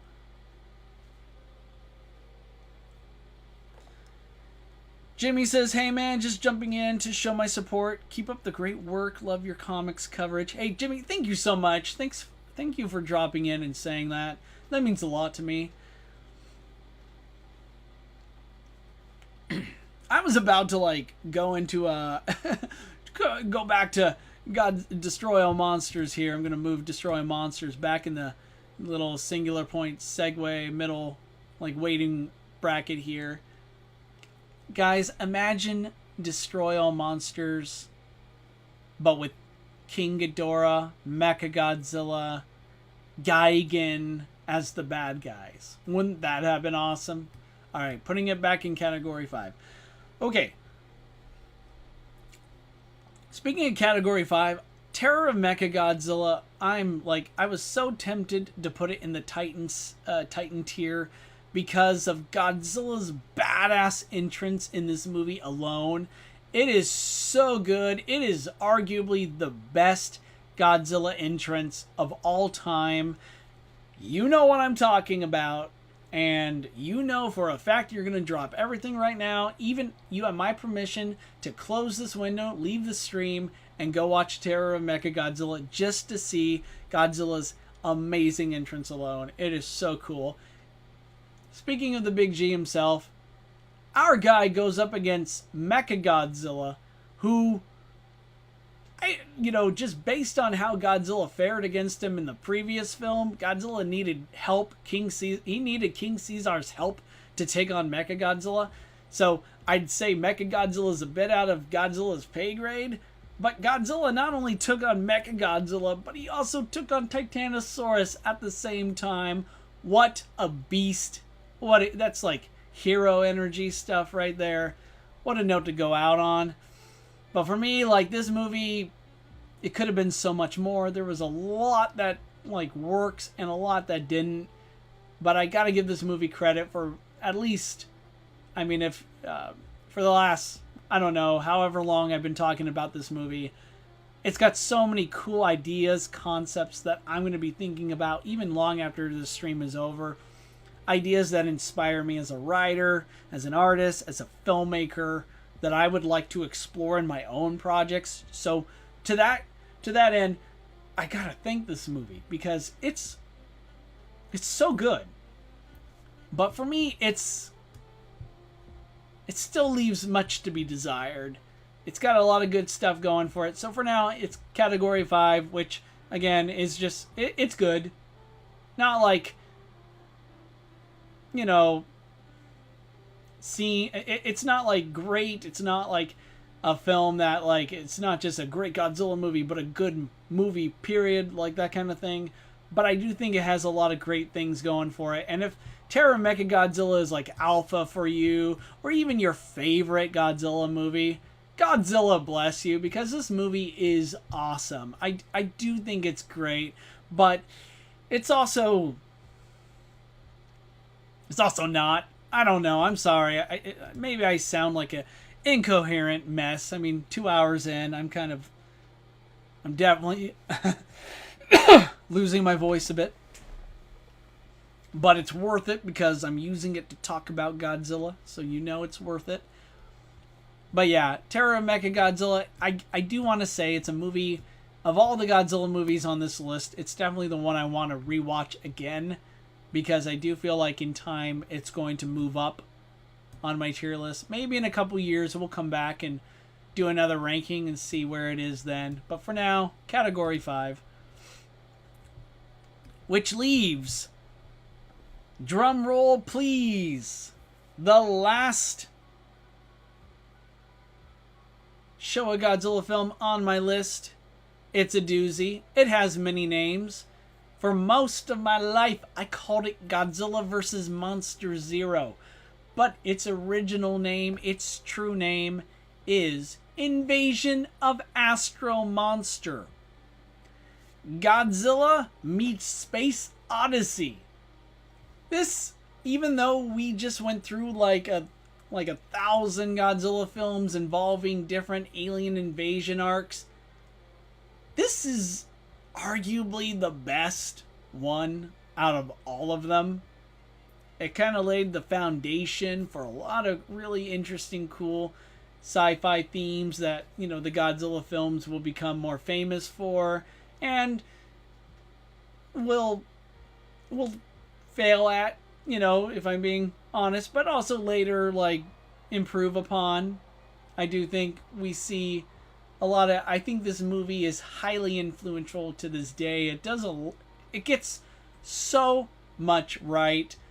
And even though I feel like sometimes Godzilla fans complain about, say Godzilla 2014 because Godzilla's screen time is so, he hardly shows up. But Godzilla's screen time in that movie is twice the amount of his screen time in this movie. And Invasion of Astro Monster is consistently a fan favorite, and with good reason. And I think it's less about screen time and more screen execution. And Godzilla's, every time he shows up in this movie, it never goes to waste. Godzilla looks incredible. I really dig the design. I love just how animated he is in this movie. And as far as for me personally, I definitely prefer movies where the monsters are treated like characters on equal footing with their human counterparts. But this movie is an exception where I don't really expect a whole lot of character growth for Godzilla. I mean, at all. I'm not really expecting that in almost most Godzilla films. I mean, I'd love to have it, but it's okay if I don't.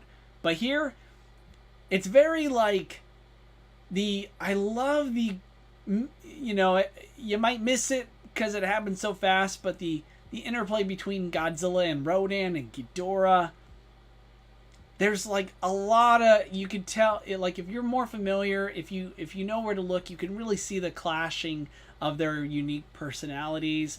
These monsters do have character. They have attitudes. The way they move, the way they act, the things they do. It's really quite something special. But with that said, the movie doesn't really put that front and center. It's kind of more of a, this could be subject to your own interpretation kind of thing. But I just wanted to talk about that briefly because that sort of thing's important to me, and this movie is pivotal in that. And it's a fact on not only me as a viewer, but as an artist himself. But God, I love just how King Ghidorah is depicted. This is the follow-up to Ghidorah, the three-headed monster. So Ghidorah is back, and he lives up. They don't clip his wings, right? They don't make him weaker. They don't make it so that this guy is now a pushover. They're not trying to get he doesn't, to borrow from pro wrestling terminology, he doesn't job, right, to a new villain on the block. King Ghidorah in this film is just as big of a threat as he's ever been. And even though at first it feels like that's squandered a bit because they had the Exilians mind control him and, set him loose on Earth. And I think it would have been great to see King Ghidorah maybe get his vengeance, treat the Exilians to some comeuppance for controlling him. I do think this film does a great job largely at showing that King Ghidorah there's a reason why he's Godzilla's arch nemesis. And even with Rodan at his side, who during this time, Godzilla and Rodan are they're near equals. It's not the massive power gap that we see today, where Godzilla is just light years ahead of Rodan. No, back in the Showa era, they're rivals, and they have a friendly rivalry. These guys, a fight between them can go either way. And even with their combined might, King Ghidorah is still a tier above them. I love the cinematography for this movie. I love like the set designs for Planet X. I love the Exilians and the controller of Planet X. Evidently, the actor was like a troll on set, and I mean that in a good way, like a prankster. Like he just loved making people laugh, and I dig that. I loved Nick Adams as Glenn. Just that's like like a legend in the Godzilla mythos right there. There's just so much I love about this movie.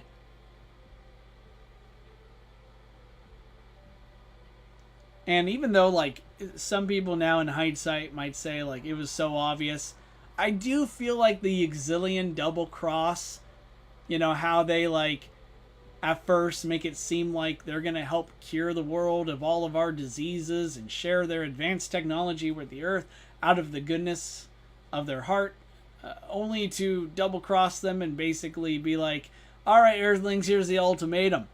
Bow down and agree to become like our servants, or the monsters are gonna like destroy you all and we're gonna take over the world by force.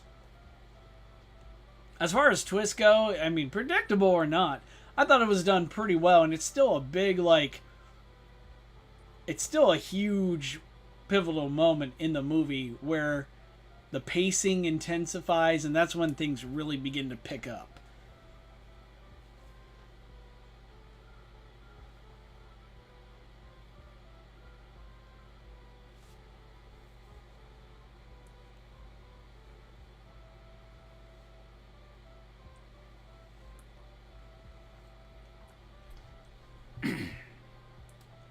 Before I figure out where I'm going to place this, rank this guy, I'm going to read some comments.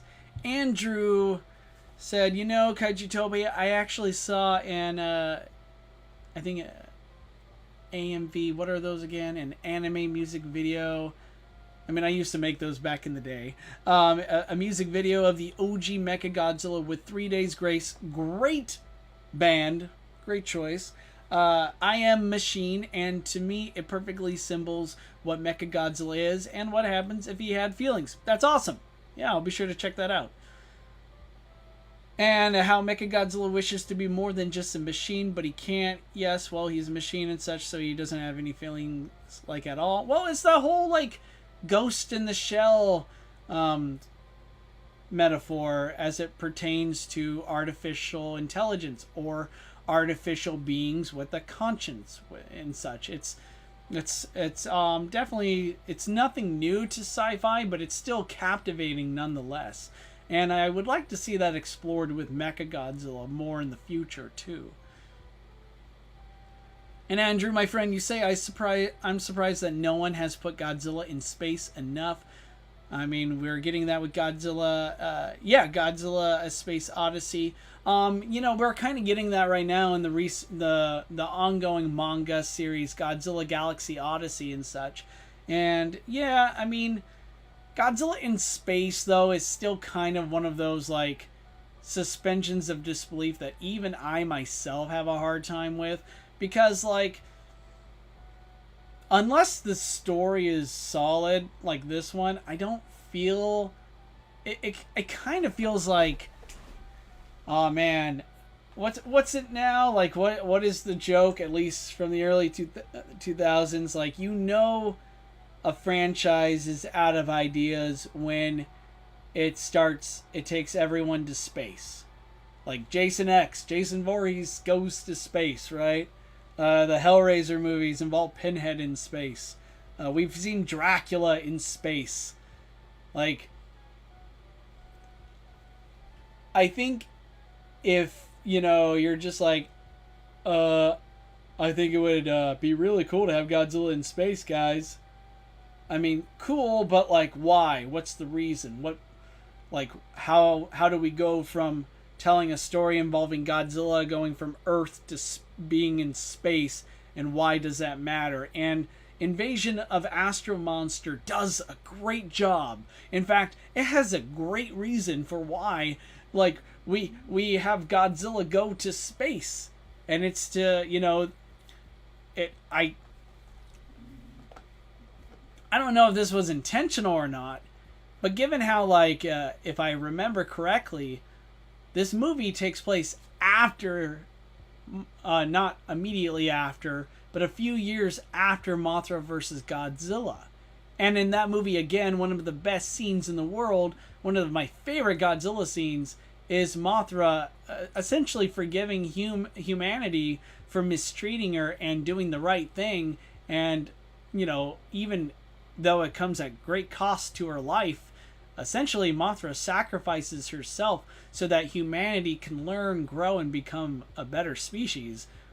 I feel like humanity, by the time of Invasion of Astro Monster, you begin to see them kind of become, well, you begin to see humanity begin to embrace, I guess, their inner Mothra, become more kind and compassionate. And so humanity agrees to help Planet X by, solving its King Ghidorah problem by letting the Exilians borrow Godzilla and Rodan, which of course the human race is. It's not like they're like, oh no, don't take these city-raising monsters from us, even if you're borrowing them. I mean, let's just face it, a lot of the humans are happy to see Godzilla and Rodan go, but they're still of the Earth. They still have helped save all of humanity, whether they meant to or not. That's what happened in Ghidorah, the three-headed monster. And of course, humanity's, I think, funny enough, humankind embracing its humanity serves as a nice, stark contrast to the Exilians, who are more like in favor of being cold and calculating. We are machines, we are logic driven. But then you still have that sort of crisis of identity of humanity, as aptly demonstrated with Nick Adams's character Glenn, falling in love with an Exilian woman, and how that kind of shows that it's possible that coexistence between the two races is possible. And it's a shame, of course, that didn't fully manifest, but again, that kind of works in the movie's favor, because it challenges you, the viewer, to ponder what if and what could have been, and then how that could help in turn change us as well. And yeah, this movie is really quite something special. Out of all of them, I would put it, it's personally my second favorite Showa Godzilla movie, or if I'm being bold, it's my favorite Godzilla movie from the Showa era, but I don't think it's the best. I mean, you could, between Invasion of Astro Monster and Mothra versus Godzilla, you can go back and forth here. King Kong versus Godzilla is still a pretty solid film, but I think it really comes down to, my top three Showa Godzilla movies are the original Gojira, Invasion of Astro Monster, and Mothra versus Godzilla. We just go back and forth here, but really, when it's all said and done, from my favorite to least favorite, or by favorite, I guess, as how I would rank the Showa era Godzilla films, from my favorite and what I think are critically the best films to my least favorite and the worst films, we have Gojira reigning supreme in the King slot, and then we have in the Alpha tier Mothra vs. Godzilla, Invasion of Astro Monster, and King Kong vs. Godzilla. And then in the Titan tier, we have Godzilla vs. Mechagodzilla, Ghidorah the three-headed monster, Godzilla vs. Gigan, Son of Godzilla, Ebirah Horror of the Deep. And then in category 5, which just again, I know I haven't really done a good job at like explaining just like, you know, what each tier represents. I did at the start of the stream, but I by my self-admittedly, I made some contradictions here. But category 5 is just okay. These are good Godzilla movies. They're okay. They're not great, and I have like problems with them, but you know, they're still good. Like I still love them, right? And then which again, we have Terror of Mechagodzilla, Godzilla Raids Again, Godzilla vs. Hedorah, Destroy All Monsters. These are fun Godzilla movies. Flaws and all, I accept them. And then we come to Monster Zero, which is Godzilla's Revenge. And if I'm being honest, guys, I feel like even this movie, Godzilla's Revenge, you could just put in like category 5, because it's got a lot of good things going for it, but it still does have things holding it back. So for now, I'll keep it where it is. And then finally, my least favorite Godzilla movie, which is still a polar contrast, like the opposite for many of you, and I think that's cool. Godzilla vs. Megalon. There are good things to say about it, and then there are bad. And it's a movie that many treasure, and with good reason. And if it happens to be your favorite or one of your favorites, great. I mean that sincerely. I'm not gonna like shit all over it. I think that's great, and I'm happy that you love it. And I do respect the fact that this movie has had a positive influence on me. I mean, it gave us Jet Jaguar, right? Yeah. I went into great lengths earlier in this stream just talking about this movie, its pros and cons, and why the cons outweigh the pros, in my opinion. But that's where we're at. Final tier here. Here's all of them lined up for you. If you want to take a look. I'm going to read off some comments here. And then I might give some final closing remarks. And then today's stream ranking the Showa Godzilla era will come to an end. And I'll be able to stand up and, I don't know, stretch, hydrate, go watch Godzilla movies and all that. So Andrew says, I think I should clarify what I meant to say. What I mean was Godzilla should be in space more in the movies. Oh, Andrew, I think you were pretty clear with what you were saying. Maybe I wasn't. Maybe I did a bad job at, replying to your comment. But yeah, I would like to see Godzilla in space too as well. But like, I think what I was, maybe I just didn't get it.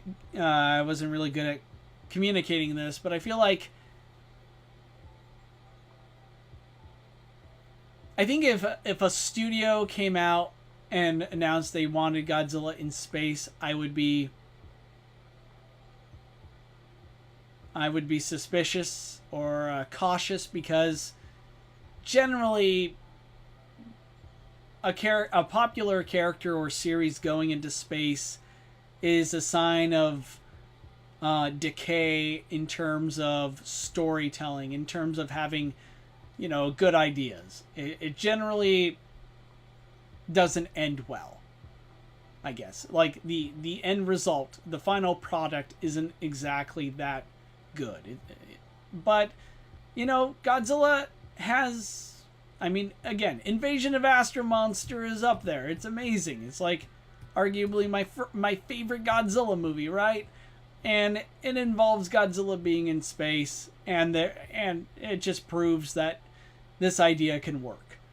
And Godzilla Galaxy Odyssey, which is again an ongoing Godzilla manga series, is pretty interesting. It has Godzilla being in space, so yeah, I want to talk about that more on the channel in the future, but I'm still waiting for it to like progress a bit further before I really start, dedicating more time to, covering it, breaking it down, and all that. All right, well, there is my list. Those of you in the future can just jump straight to it. But I'm more interested in what you guys think. Like, what are your favorite Showa Godzilla films? How would you rank them? I mean, you don't even have to rank them all. Maybe just like pitch your top 3, top 5 favorite Showa Godzilla films and why. I mean, the cool thing about Godzilla is that he not only means many things to many different people, but like he inspires such a diversity of thought, of interpretation. And I think the Showa era of Godzilla films do such a perfect job at illustrating that. I mean, we go from Godzilla being this sort of like embodiment of death, a harbinger of doom, while simultaneously being a victim of the horrors of nuclear war, to just Godzilla becoming a superhero, to Godzilla being a campy, fun-loving character, to coming full circle, being like a hero of Japan, the face of an entire culture of people, to standing up for what's good and right. Like, these movies are incredible. They've aged really well. They're still prevalent as ever. I think future generations, old and new, I think old fans, new fans alike, really can benefit more from these movies. And I don't want people to get the false impression that I'm trying to say like the Showa Godzilla era films are not respected or they're forgotten. Far from it. I do think though, like, it's so easy to look at any of these movies or any film from this time period and just dismiss it, hand wave it aside for being, oh yeah, that's an old film. Oh, look at its outdated effects or something along those lines. And lose sight of just the sort of message these films were telling. Like, at the heart of it, these movies have an important story to tell. Their symbolism, metaphors are just as important as ever.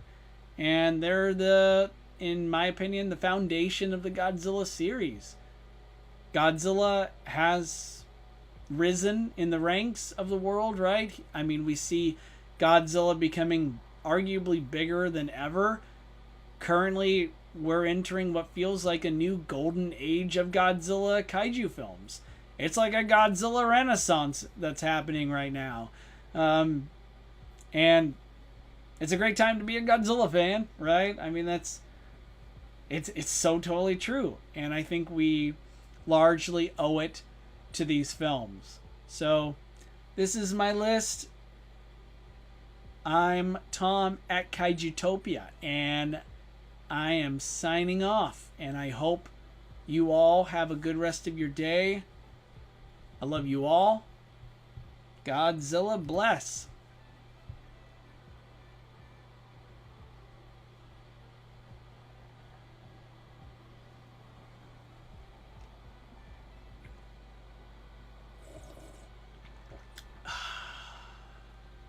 That is some good Godzilla coffee.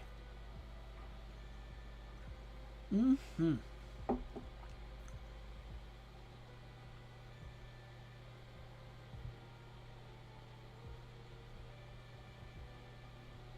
Has it really been almost 3 hours of streaming? My goodness.